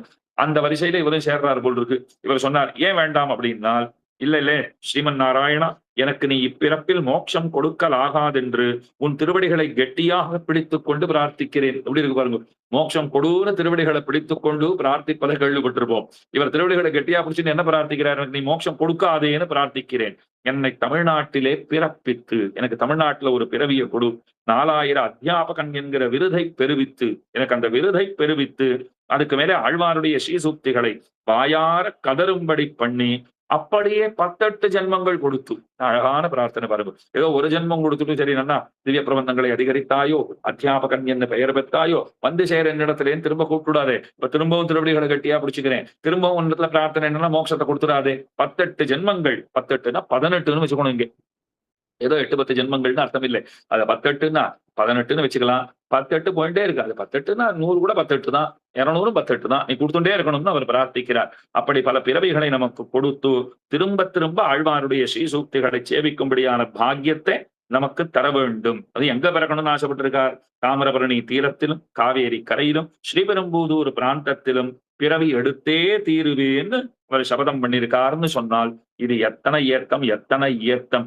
ஆக இப்படி வைதேசிகர்களும் கூட ஈடுபடும்படியான பெருமை வாய்ந்த திவ்ய பிரபந்தங்கள், வேற ஏதேதோ தேசத்தை சேர்ந்தவர்கள், தமிழ் அறியாதவர்கள், அவர்களும் கூட ஈடுபடும்படியான இந்த பெருமை வாய்ந்த திவ்ய பிரபந்தங்களின் அரிய பெரிய பொருள்களை ஆனந்தமாக அனுபவிக்க அனுகூலமான ஜென்மம் பெற்று வைத்து, ஆச்சரியமா சொல்றாரு பாருங்க. அதுக்கு மேல ஜன்மாந்தர சகசிர நற்றவ பயனாக நமக்கு இந்த ஸ்ரீ வைஷ்ணவ சந்ததியில் பிறவி வாய்த்ததென்று உகந்து அருளி செயலை அதிகரித்து வாழ்ந்து போக பாக்கியமில்லாமற் போனாலும், எல்லாருக்கும் அந்த பாக்கியம் இப்ப கிடைச்சிட போறதா? அத்தனை பேரும் 4000 பாசுரங்களே நன்கு கற்று அதை தம்முடைய நெஞ்சகங்களிலே அதை தரித்துக் கொள்கிற சாமர்த்தியம் பெற்றவர்களாக எல்லாரும் இருக்கிறார்களானால் பாக்யவந்தகா லபந்தேன்னு சில பேர்களுக்கு ஆழ்வார்களுடைய விசேஷமான அனுகிரகத்திற்கு பாத்திரபூதர்கள் எவ்வவர்களோ அவர்களுக்குத்தான் அது சாத்தியம். அது இல்லைன்னா கூட பரவாயில்ல, சுவாமி இந்த இடத்துல ஆச்சரியமா சாதிக்கிறார். அப்படி இல்லைனாலும் பரவாயில்ல, அதில் அபகரச புத்தியாவது இல்லாமல் இருக்கலாம். எனக்கு வரலேங்கிறதுக்காகவோ இல்ல எனக்கு அதுல ஈடுபாடு இல்லைங்கிறதுக்காகவோ அதை தாழ்ந்ததென்று நாம் நினைக்கலாகுமோ? நாம் என்ன நினைக்கணும்? அத்தனை வசதியான கிரந்தம், அதுல ஒன்றும் சந்தேகமே இல்லை. என்னமோ அதுல நாம முழுவதுமாக அவகாகித்து அதிலே ஆழ அமிழ்ந்து அந்த சுவையை முழுவதுமாக அனுபவிக்க பெற்றிலோமேன்னு கவலை வேணும்னா கொள்ளலாமே தவிர அதை நிந்திப்பது என்பது தகுமோ? அத்வேஷமும் நன்மைக்கு நிதானம் என்று சொல்லப்பட்டிருக்கின்றது. அழகா சொல்லிட்ட. அதுல உனக்கு ஒரு அனுகூல புத்தி இல்லைனாலும் பரவாயில்ல, அதுல ஒரு ஆபிமுக்கியம் இல்லைனாலும் பரவாயில்ல, அது அத்வேஷம் இல்லாத துவேஷம் இல்லாமல் இருக்கையே அதுவே நல்லது அப்படின்னு சொல்லப்பட்டிருக்கே. அந்தோ திவ்ய பிரபந்தமே ஜீவனமாக மகாபுருஷர்களின் குலத்திலே ஜனித்து திவ்ய பிரபந்தத்தில் அப்பிரதிபத்தியும் விப்ரதிபத்தியும் உண்டாக பெறுமவர்கள் நிரசனீயாக அபித்து சோச்சனீயாக அஸ்து. அவர்களை பத்தி நாம் என்ன கவலைதான் கொள்ள வேண்டும்? விளக்கத்தக்கவர்கள்னு சொல்றதை விட வருந்தத்தக்கவர்கள், அவர்களை பத்தி நாம வருத்தமே கொள்ளத்தகும் அப்படின்னு சொல்லிட்டு மேலே தேசிகனும் திவ்ய பிரபந்தமும் தேசிகன் எத்தனை கொண்டாடி இருக்காருங்கிறத ரொம்ப ஆச்சரியமா சாதிக்கிறார். அதுல முக்கியமா ஒண்ணு சொல்றேன். செய்ய தமிழ் மாலைகள் நாம் தெளிய போதி தெளியாத மரநிலங்கள் தெளிகின்றோமே. ஆச்சரியமா சொல்றார். தெளியாத மரநிலங்கள், தெளியாத மரநிலங்கள் எந்தெந்த விடங்களிலே வேத வேதாந்த கருத்துகள் நமக்கு புலனாகவில்லையோ அந்தந்த விடங்களிலே திவ்ய பிரபந்தங்களை கொண்டே நாம் அர்த்த நிர்ணயம் பண்ணுகிறோம். திவ்ய பிரபந்தங்களை துணை கொண்டு சகலார்த்தங்களையும் நாங்கள் தெரிந்து கொள்ளுகிறோம் அப்படின்னு ரொம்ப ஆச்சரியமாக சொல்லுகிறார். சம்ஸ்கிருத சாஸ்திரங்களை பற்றி சொல்லுகையில் தெளியாத மரநிலங்கள் என்று துணிந்து அருளி செய்தமை நோக்கத்தக்கது. திருநாமமே வேதாந்தாச்சாரியர் வேதாந்த தேசிகன்னு திருநாமம் இருக்கிறது. வேதாந்த தேசிகன்னு திருநாமம் இருந்திருந்தும் அவர் என்ன சொல்லிட்டார்? அந்த வேதாந்தங்களை எல்லாம் தெளியாத மனநிலங்கள் விட்டார். சம்ஸ்கிருத வேதாந்தங்களே தெளியாத மனநிலங்கள் அப்படின்னு சொல்லிட்டார் அவர். அப்ப தெளிவு எங்கே பிறக்கிறதுனால் அது திராவிட வேதத்திலே தான் தெளிவு பிறக்கிறது. திராவிட வேத சாகரத்திலே ஆழ அமிழ்ந்தவர்களுக்குத்தான் யதார்த்தம்ங்கிறது, அந்த தத்துவம்ங்கிறது அது வசப்படும்ங்கிறத சொல்லுகிறார். இதிகாச புராணாதிகளை கொண்டு உபனிஷத்துக்களின் தாற்பயத்தை அறிவதை காட்டிலும் ஆழ்வார் சீசூக்திகளை கொண்டு அறிவதே மிகச் சிறந்தது என்கிற திருவுள்ளத்தை திரவிடோபனிஷத் தாற்பரிய ரத்னாவளியிலும் நிரூபித்தருளியுள்ளார். யத்யத்கிருத்யம் ஸ்ருதீனாம் முனிகண விஹிதைஹி சேதிஹாசைப் புராணைஹி தத்ராசௌ சத்வசீம்னஹ ஷடமதமுனேஹே சம்ஹிதா சார்வபௌமி. பற்பல வேதங்கள் வேதாந்தங்கள் இருந்தாலும் அந்த கிரந்தங்கள் எல்லாம் நமக்கு அறிவியாத ஆழ்பொருள்களை எல்லாம் நமக்கு அறிவித்து அருளுமவர் நம்மாழ்வார் மட்டுமே, அவருடைய கிரந்தங்கள் மட்டுமேங்கிறதாக ரொம்ப ஆச்சரியமாக கொண்டாடி இருக்கிறார். அதே போல ஆளவந்தாருடைய ஸ்தோத்திர ரத்னம் அதிலே மாதாபிதா யுவதையாங்கிற ஸ்லோகத்திலே ரொம்ப ஆச்சரியமா சொல்றார். அத பராசர பிரபந்தாதபி வேதாந்த ரகசிய வைஷத்யாதிசய ஹேதுபூதைஹி. பராசரர் அவர் தான் நமக்கு விசேஷமாக ஸ்ரீவிஷ்ணு புராணத்தை அனுகிரகித்தவர். தத்துவஞானம் வேண்டுமென்னால் ஸ்ரீவிஷ்ணு புராணம் வேண்டும்னு சொல்லுவார்கள். ஸ்ரீவிஷ்ணு புராணத்தாலே தத்துவஞானம் வாஸ்தவம் தான் வேதாந்த தேசிகன் சாதிக்கிறார்.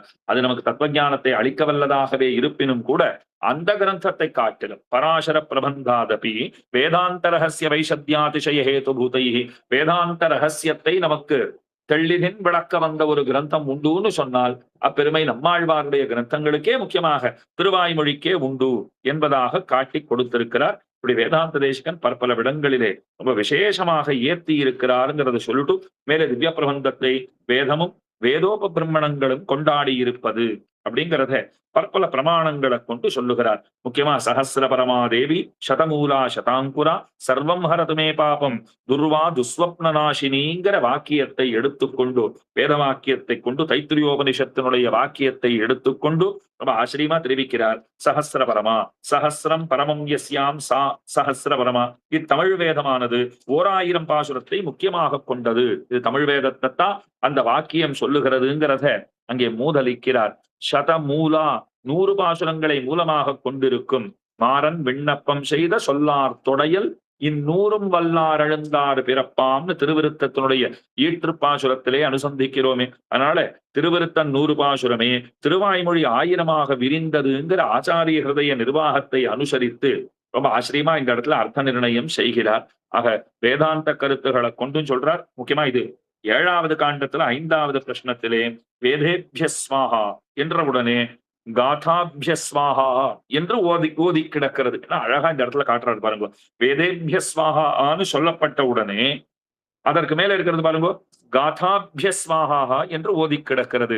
இது திவ்ய பிரபந்தங்களை பற்றியதே என்று தேசிகனுடைய திருவுள்ளம் அழகா எடுத்து காட்டுறார். வேதங்களை கொண்டாடி வேதங்கள் எத்தனை உண்டோ அத்தனை கொண்டாடின பிற்பாடு அதற்கு மேலே காதாபியஸ்வாஹான்னு சொல்லப்பட்டிருக்கிறது. காதைகள் எத்தனை உண்டோ அவைகளையும் கொண்டாடி இருக்கிறார்கள்னா வேதத்திலையும் காதைகள் தானே இருக்கு, பெருமானத்தானே கொண்டாடுறது, அதுலயும் ஸ்துதிகள் தானே. என்னால் அந்த ஸ்துதி வேறு இந்த ஸ்துதி வேறுன்னு பிரித்து காட்டுவதற்காகவே வேதங்களையும் சொல்லி அதற்கு மேலே காதைகள் என்று திவ்ய பிரபந்த பாசுரங்களையே இவ்விடத்திலே திருவுள்ளத்திலே கொண்டு வேதம் சொல்லுகிறது என்பதாக ரொம்ப ஆச்சரியமாக இதையும் இந்த இடத்துல நிர்ணயம் பண்ணி காட்டுறார். மேலே பகவத் பாஷ்யகார ஸ்ரீசூக்தி வைலக்ஷண்யம், எம்பெருமானாருடைய கீதா பாஷ்யமோ ஸ்ரீபாஷ்யமோ அந்த ஸ்ரீசூக்திகளில் நெஞ்சை உருக்கும்படியான ஒரு அதிசயம் அப்படின்னு சொல்லிட்டு பல அர்த்த விசேஷங்களை இந்த இடத்துல சொல்றார். முக்கியமா மழுங்காத வைநுதிய சக்கர நல்வலத்தையாய் தொழும் காதல் களிரளிப்பான் புள்ளூர்ந்து தோன்னினையே மழுங்காத ஞானமே படையாக மலருலகில் தொழும்பாயாருக்கு அளித்தால் உன் சுடற்சோதி மறையாதே. ஆச்சரியமா தெரிவிக்கிறார். அது ஸ்ரீபாஷ்யத்திலே அந்தர் அதிகரணத்திலே அந்தஸ்தத் தர்மோபதேசாத்துங்கிற சூத்திரத்தின் கீழே சாதுக்களுடைய தன்மை என்னங்கிறத சொல்லும் போது சாதுக்களுடைய ரட்சணத்திற்காகவே பகவான் அவதரிக்கிறான்ங்கிறதே ரொம்ப அழகாக காட்டி கொடுக்கிறார். நம்மாழ்வார் திருவாய்மொழியில் என்ன பாடுறார்? கஜேந்திரன் கூப்பிட்டான், பெருமான் ஓடோடி வந்து ரட்சித்தான். ஓடி வந்துதான் ரட்சிக்கணுமான்னு பரமபத்திலிருந்தே ரட்சித்திருக்க முடியாதா? நன்னா முடியும். வாயை திறந்து சொல்லணுமா? முதலையே முடிந்து போ, யானையே பிழைத்து போ, வாயை திறந்து சொல்லணுமான்னா திருவுள்ளத்தால நினைச்சுண்டாலும் அது நடந்துட போறது. இல்லைன்னா கையில சக்கரா இது இங்க கூட வந்து பாருங்க, முதலையே சக்கரத்தின் துணை கொண்டே துணித்தார். இது அங்கிருந்தே பண்ணிருக்கலாம். பரமபதத்துல இருந்து சக்கரத்தாழ்வாருக்கு இவ்வளவு தூரம் வர தெரியாது அவருக்கு. இங்கேருந்து வந்து தூக்கி போட்டா தான் அவர் போய் வேலையை முடிச்சுட்டு வருவாருன்னு பரமபதத்துல இருந்து அனுப்பிச்சாலே அவர் வந்து செஞ்சுட போறார். எம்பெருமான் நினைக்கிறதையெல்லாம் செய்யறதுக்கு பகவானாலே கொல்லப்பட்ட இன்னொரு திருவுருவம்னே சுதர்சனாழ்வானை கொண்டாடுகிறார்கள். அதனால அவரை இங்கே கொண்டு வந்து அவரை கொண்டு சாதித்த விஷயத்தை அதை பரமபதத்துல இருந்து கூட அவர் செய்திருக்கலாமேனால் இப்படி சொல்லாம ஏதோ மறந்தே போட்டேன், கையில இவர் இருக்காருங்கிறதே மறந்து போச்சு, கீழே வந்த அப்புறம் தான் நினைவிற்கு வந்தது, அதனால இங்கே இருந்து செலுத்தினேன் நான் சொல்ல வராரு பெருமாள்.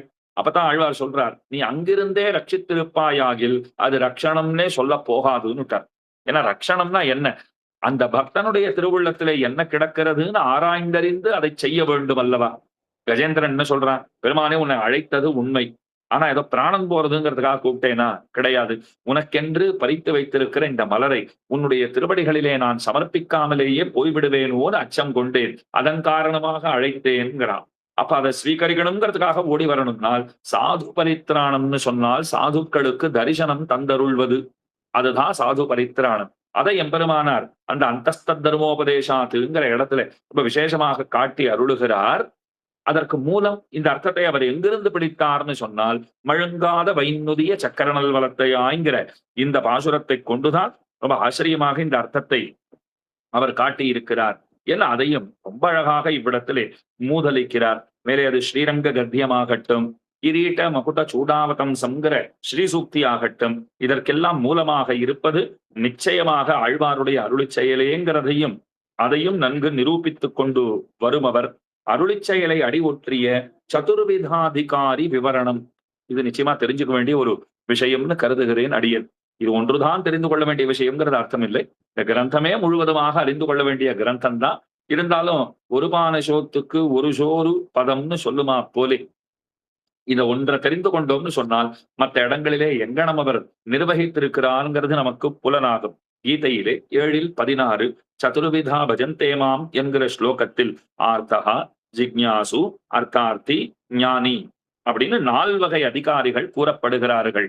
ஆனா தெரிஞ்சுக்கோங்க, 4 விதமான அதிகாரிகளை பத்தி கண்ணன் அந்த ஸ்லோகத்திலே பேசுகிறார்.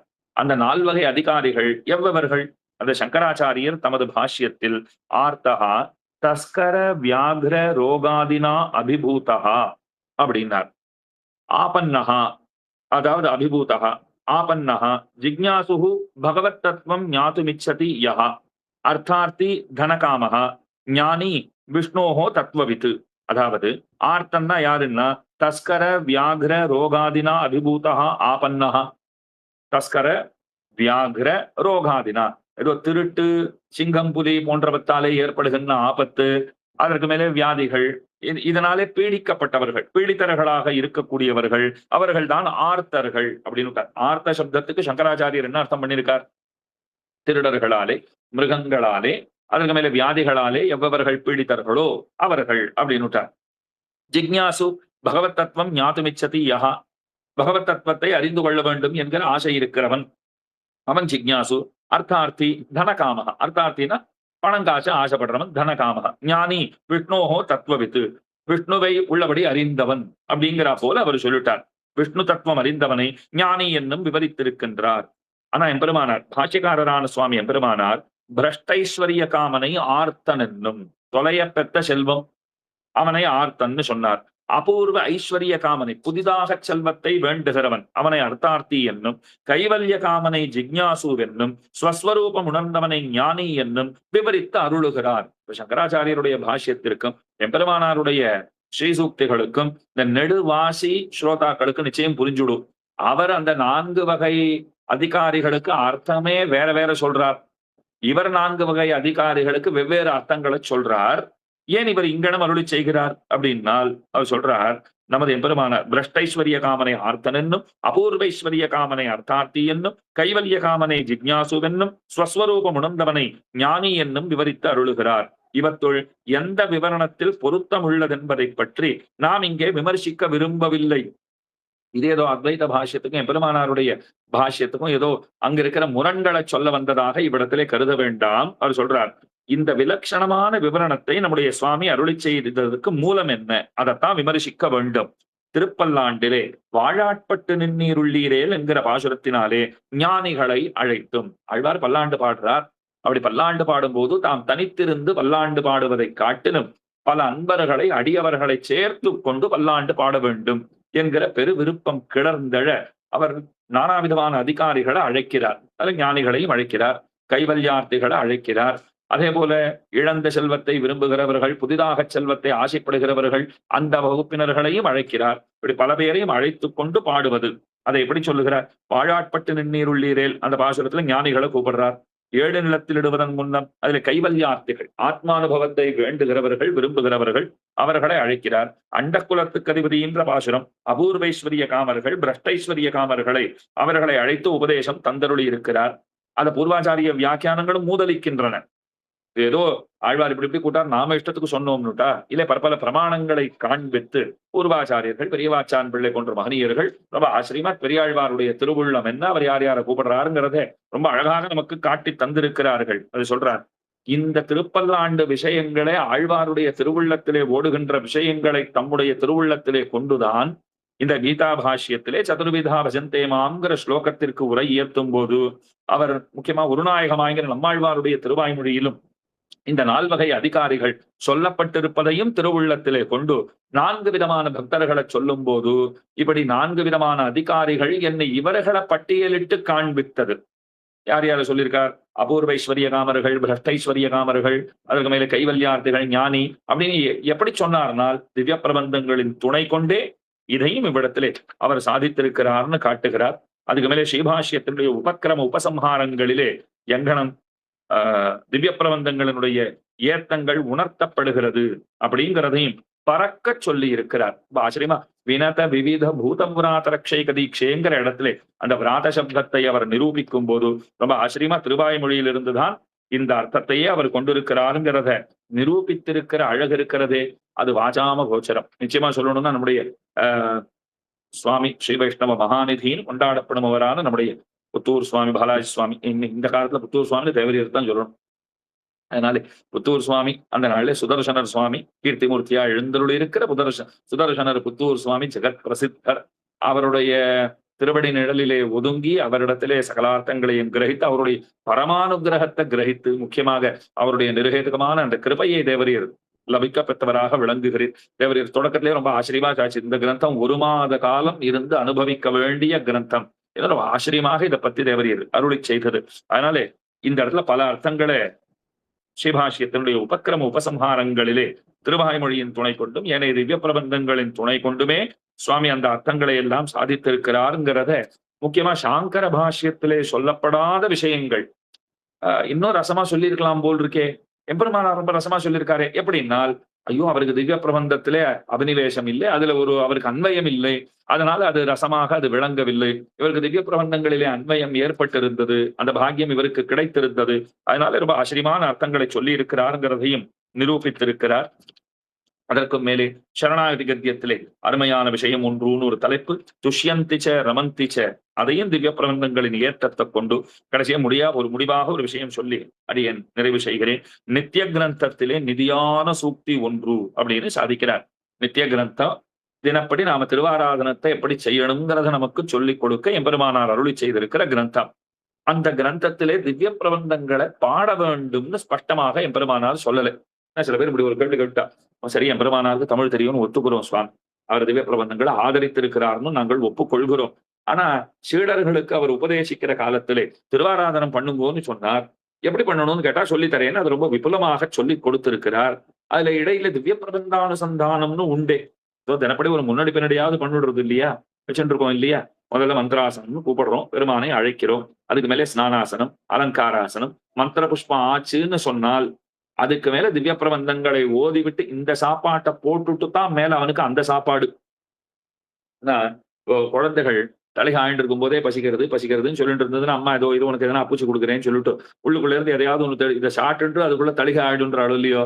அதை போல பெருமான் பாக்குறார். மந்திராசனம்ன்றோம், அடுத்த சரி இப்பயாவது ஏதாவது சாப்பிட கொடுப்பான்னா அது மாதிரி ஸ்நானாசனம், அலங்காராசனம், மந்திர புஷ்பம்னா எனக்கு ஒரே பசிக்கிறதுன்னா அப்ப முதல்ல அவருக்கு ஒரு அப்புச்சு கொடுக்கணும் இல்லையோ. அதுதான் திவ்ய பிரபந்தம். இந்த திவ்ய பிரபந்த பாசுரங்களை நாம பாடினோம்னு சொன்னால் அதனாலே பெருமான் வயிறு நிரம்பினவனாக ஆகி விடுகிறான். உண்ணானாள் பசியாவது ஒன்னில்லை அப்படின்னு ஆழ்வார் பாடினா போல பகவானும் சொல்லிவிடுறார். என் அண்ணனக்கவை பட்டினி நாளேன்னு அருள்லையோ. எது பட்டினி நாள் பகவானுக்குன்னா திவ்ய பிரபந்தங்களை கேளாத நாள். அதுதான் அவருக்கு பட்டினி நாள். அதனால இந்த திவ்ய பிரபந்தானுசந்தானம் ஆன பிற்பாடுதான் பெருமானுக்கு போஜ்யாசனம் சமர்ப்பிப்பதுங்கிற வழக்கத்தை நம்ம எல்லா இடங்களிலும் அப்படித்தான் உண்டு. எங்காவது ஒரு இடத்துல இல்லை, எங்க ஊர்ல முதல்ல வந்த உடனே முதல்ல பெருமானுக்கு சாப்பாட்டை போட்டுட்டு தான் திவ்ய பிரபந்தங்களை நாங்க சொல்றோம்னு உண்டா? கிடையவே கிடையாது. திவ்ய பிரபந்தானுசந்தானம் ஆன பிற்பாடுதான் பெருமானுக்கு போஜ்யாசனம்னு வைத்திருக்கிறோமே. இத்தனை ஏற்றம் கொடுக்கப்பட்டிருக்கிற போது நித்திய கிரந்தத்துல அதை பத்தி சொல்லவே இல்லை என்னால் சுவாமி ரொம்ப ஆச்சரியமா சாதிக்கிறார். நித்திய கிரந்தத்திலே ஸ்ருதி சுகைஹி ஸ்தோத்ரைஹி அபிஷ்டூய அப்படின்னு ரொம்ப ஆச்சரியமா ஒரு ஸ்ரீசூக்தி இருக்கிறதே. அது உங்கள் கண்களிலே படவில்லையோ அப்படின்னு கேட்கிறார் அவர். ஆழ்வார்களின் திவ்ய சூக்திகளுக்கு செவிக்கினிய செஞ்சொல் என்று வியபதேசம். ஆழ்வார்களுடைய அருளி செயல்களை நாம எப்படி சொல்றோம்? செவிக்கினிய செஞ்சொல் அப்படின்னு சொல்லுகிறோம். இந்த இடத்துல பாருங்க, ஸ்ருதி சுகைஹி ஸ்தோத்ரைர் அபிஷ்டூய அப்படின்னு இருக்கு. அப்படின்னா என்ன அர்த்தம் அப்படின்னா அழகா சொல்றார். கேட்டாரார் வானவர்கள் செவிக்கினிய செஞ்சொல்லே என்று ஆழ்வார் தாமே அருளி செய்யும்படியாயிற்று. செவிக்கினிய என்றதற்கு பரியாயமாகவே இவ்விடத்திலே சுவாமி ஸ்ருதி சுகைஹி செவிக்கினிய அது அப்படியே மொழிபெயர்த்திருக்கார் பாருங்க. வடமொழியிலே ஸ்ருதி சுகைஹி அப்படின்னு சொல்லியிருக்கார். சுவாமி சொல்றாரு மேல, ஏன் இதை வைதிக சூக்தைன்னு வேறு விதமாக கூட சொல்லி இருக்கலாம். ஆனா அப்படியெல்லாம் சொல்லாமல் ஸ்ருதி சுகைஹின்னு ஏன் சொன்னார்னால் இது சுவாமிக்கே அசாதாரணமான கம்பீர சரணின்னு முடிச்சுட்டார். அழகா சொல்றார். அவர் திவ்ய பிரபந்தங்களிலே ஆழ அவகாகித்தவராக இருக்கிறபடியினாலே செவிக்கினிய செஞ்சொல்ங்கிறது திருவுள்ளத்திலே ஓட அது அப்படியே ஸ்ருதி சுகைஹி அப்படின்னு சொல்லிட்டு ஸ்தோத்ரைஹி அபிஷ்டூய. ஒருத்தர் வந்து சொன்னார், இல்ல சில ஸ்ரீகோஷங்களிலே சூக்தைஹின்னு இருக்கு, ஸ்தோத்ரைஹின்னு இல்லைன்னா அது மிக மிக பொருந்தும்னுட்டார். அதனால இந்த இடத்துல ஒரு குறை ஏற்பட்டுட போறது இல்லை. இதுல ஸ்ருதி சுகைஹிங்கிறது தான் ரொம்ப முக்கியமான வாக்கியம். அது செவிக்கினியேங்கிறது அப்படியே மொழிபெயர்த்தார் போல இருக்கிறது. அதற்கு பரியாயமாகவே ஒரே பொருளை தரக்கூடிய இருவேறு சொற்கள் அப்படின்னு வைத்துக் கொள்ள வேண்டும். ஒரே பொருளை தரக்கூடிய இருவேறு மொழி சொற்கள் அப்படின்னு இந்த இடத்துல சொல்ல வேண்டும். செவிக்கினியங்கிறது தமிழ்ல வந்திருக்கு, ஸ்ருதி சுகைஹிங்கிறது சம்ஸ்கிருதத்திலே வந்திருக்கிறது. ஆகவே அதுவே பொருந்தும் என்ன எம்பெருமானாருடைய அந்த கம்பீர சூக்தி சரணி அதை இந்த இடத்துல நிரூபித்திருக்கிறார். அப்படி இந்த கிரந்தத்தை ஸ்ரீ வைஷ்ணவர்கள் அனைவர்களும் அத்தனை பேர்களும் உகக்கும்படியாக இந்த கிரந்தத்தை அவர் அருளி செய்திருக்கிறாருங்கிறது நமக்கெல்லாம் பெரிய பாக்கியம். முக்கியமா இந்த கிரந்தத்தை அருளி செய்ததற்கு என்ன நோக்கம்னால், ஸ்ரீ வைஷ்ணவர்கள் திவ்ய பிரபந்தங்களை நன்கு கற்று அதனுடைய அர்த்த விசேஷங்களிலே அவகாகித்து அதனுடைய ஏத்தம் அறிந்திருக்க வேண்டும். அது முக்கியம். மற்றதெல்லாம் நமக்கு கிடைக்கிறதோ கிடைக்கிறதோ ஏத்தம் அறிந்திருக்க வேண்டும். ஆழ்வார்களையும் அருளி செயல்களையும் தாழ்வாக நினைப்பவர்கள் தாம் நரகில் வீழ்வார்கள் என்று நினைத்து நெஞ்சே எப்பொழுதும் நீ அவர்பால் சென்றணுக கூசி திரி. நம்மளமாவர்கள் ரொம்ப அழகா முடிச்சுட்டார் இல்லையோ. ஆழ்வார்களையும் அருளி செயல்களையும் தாழ்வாக நினைப்பதுங்கிறது எத்தனை எத்தனை பாபங்கள் உண்டோ அந்த பாபங்களுக்கெல்லாம் மேலான பாபம்னு சொல்ல வடுக்கும். அந்த பாபத்தை ஒருபோதும் செய்யாதிருப்பது மட்டும் முக்கியம் என்று அந்த பாபத்தை செய்பவர்கள் திரளிலே நாம் ஒருபோதும் நுழையாதிருப்பதுங்கிறது ரொம்ப ரொம்ப முக்கியம். அவர்களோட சகவாசம்ங்கிறது சகவாச லேசமும் கூடாதுங்கிறது தான் இந்த இடத்துல விவக்ஷிதம் முக்கியமான தாற்பயம் அதுதான். அதனாலே ஸ்ரீ வைஷ்ணவர்கள் திவ்ய பிரபந்தங்களினுடைய ஏத்தம் அறிந்து அவர்கள் வர்த்திக்க வேணும், அவர்கள் வாழ்ந்திட வேண்டும்ங்கிறதையே குறிக்கோளா கொண்டு நோக்கமாக கொண்டு இந்த திரமிடோபனிஷத் பிரபாவ சர்வஸ்வம்ங்கிற இந்த உயர்ந்த கிரந்தத்தை சுவாமி அருளி செய்திருக்கிறார். இந்த கிரந்தம் இயற்றி பல பெரியோர்களுக்கு அவர் அனுப்பி வைத்திருந்தார். அது உபய கலையாரிலும் பல பெரியோர்களுக்கு அனுப்பப்பட்டது. சுவாமி அதை சொல்லும் போது உபய கலையாருக்கும் அனுப்பப்பட்டது. திருவிண்ணகர ஸ்ரீ உவே ஸ்ரீ ராமதேசிகாச்சாரிய சுவாமிக்கு ரொம்ப வேண்டப்பட்டவர். வடகல சம்பிரதாயத்து சுவாமி. ஆனா காஞ்சி சுவாமியின் இடத்துல அவருக்கு ரொம்ப ஆச்சரியமான ஒரு பிராவண்யம். இவருக்கு அவரிடத்துல உண்டு, அவருக்கு அவரிடத்துல உண்டு. நவநீதம் சுவாமின்னு பிரசித்தர். அந்த சுவாமி ரொம்ப ஆச்சரியமா ஒரு முன்னுரை போல எழுது. அதுல சில அம்சங்கள் இதிலே நமக்கு உடன்பாடு இல்லையாகிலும் அப்படின்னு ஒரு வார்த்தை அதுல அவர் சேர்த்திருப்பார். சுவாமியினுடைய சில கூற்றுகள் அதுல நமக்கு உடன்பாடு இல்லையாகிலும் இந்த கிரந்தம் அவசியமாக சிவைஷ்ணவர்கள் அனைவரும் சேகரித்து சேமித்து கொண்டாடப்பட வேண்டிய கிரந்தம்ங்கிறத அவரும் ரொம்ப ஆச்சரியமா தம்முடைய வார்த்தைகளினாலே அதை அங்கே நிரூபித்திருக்கிறார். சுவாமியினுடைய அந்த மேதாவிலாசம் ஒரு புறம் இருக்கட்டும், அவருடைய அந்த ஆர்ஜவம் பாருங்கள். பல பேர்களுக்கும் அனுப்பி அவர்களிடத்திலேயும் இது சரியாக இருக்கிறதா நீங்களே விமர்சித்து சொல்லுங்கோள்னு சொல்லி அவர்களுடைய அந்த விமர்சனங்களையும் பெற்று அதையும் பிரசுரிக்கிற அந்த ஒரு பாங்கு இருக்கிறது. அது அனிதர சாதாரணம்னு சொல்ல வேண்டும். அதன் ஆச்சரியமா இந்த கிரந்தத்தை அவர் அனுகிரகித்திருக்கிறார். ரொம்ப பழைய கிரந்தம், 1950களில் வந்த கிரந்தம்னு சொன்னேன். நம்முடைய ஸ்ரீசைலேச தயாபாத்திர ஆசிரியர் சுவாமி சமீபத்துலதான் திரும்பவும் அந்த கிரந்தத்தை மீண்டும் வெளிக்கொணர்ந்தார்னு சொல்ல வேண்டும். ரொம்ப ஆச்சரியமான காகிதம், ரொம்ப ஆச்சரியமான எழுத்துகள். அப்படி அந்த கிரந்தத்தை திரும்பவும் நம்மிடத்திலே கொண்டு வந்து சேர்த்த பெருமை நம்முடைய ஸ்ரீசைலேச தயாபாத்திர ஆசிரியர் சுவாமியையே சாரும். அதனால இந்த உய்யக்கொண்டார் விஷயமான இந்த உபன்யாச மாலையிலே திரவிடோபனிஷத் பிரபாவ சர்வஸ்வத்தை பத்தி சில வார்த்தைகள் தேவரீர் சொல்ல வேண்டும்ங்கிறது சுவாமியினுடைய நியமனம். அந்த நியமனத்தை சிரசா வகித்து சில வார்த்தைகள் இந்த கோஷ்டியிலே விண்ணப்பம் பண்ணும்படியான பாக்கியத்தை அடியேன் பெற்றேன். இந்த பாக்கியத்தை நல்கியமைக்காக அடியனுடைய பிரணாமங்களையும் கிருதஜதானுசந்தானங்களையும் சுவாமியினுடைய திருவடிவாரத்திலே செலுத்திக் கொண்டு சமர்ப்பித்துக் கொண்டு புத்தம் குறைகளை பொறுத்தளவுமாய் கேட்டுக்கொண்டிருந்த மகனீயர்களான ஸ்ரோதாக்கள் அத்தனை பேருக்கும் அதே போல அடியனுடைய பிரணாமங்களையும் கிருதஜதானுசந்தானங்களையும் அவர்களுக்கும் உரித்தாக்கி கொண்டு அமைகிறேன். அடியும் ஸ்ரீமதே ரம்யஜாமாத்திரம் நீந்திராய மகாத்மனை ஸ்ரீரங்கவாசினே பூயாத் நித்யஸ்ரீஹி நித்யம்.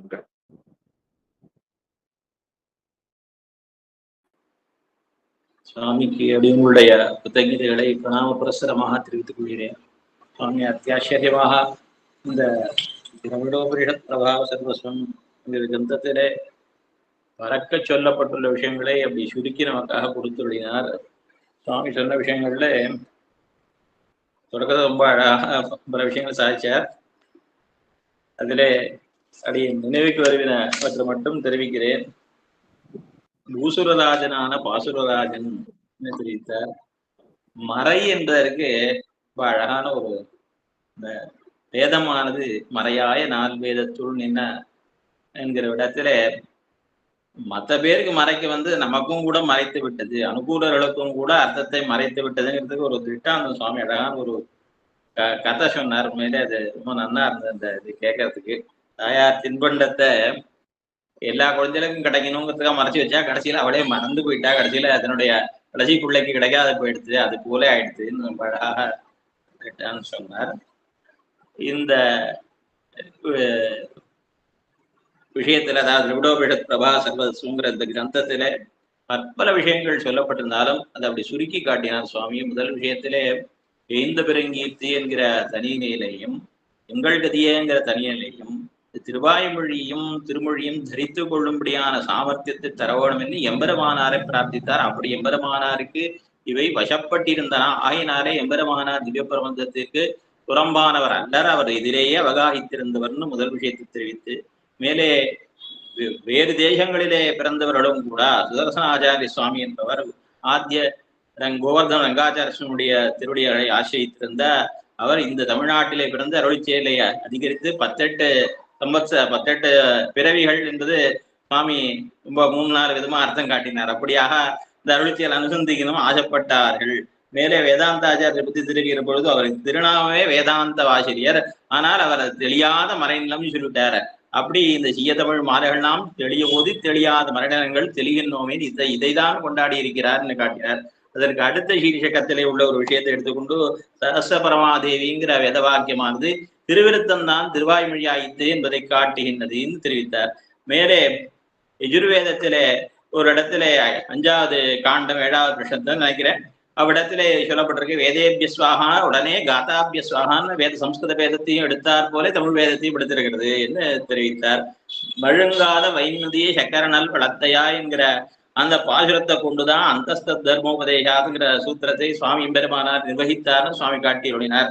ஆர்த்தோ ஜிக்ஞாசு அர்த்தார்த்தி ஞானின்னு சதுர்வித அதிகாரிகளை எம்பெருமானார் காட்டிய அர்த்தம், சங்கராச்சாரியர் அவர் காட்டின அர்த்தம் வேறு விதமாகவும் சுவாமியினர் காட்டின அர்த்தம் விசேஷமாகவும் இருப்பதற்கு காரணமாக அமைந்திருப்பது நம்முடைய ஆச்சாரியர், நம்முடைய ஆழ்வார் பெரியாழ்வார் அவரை அனுசரித்து சுவாமி அர்த்தங்களை காட்டினார் என்று தெரிவித்தார்.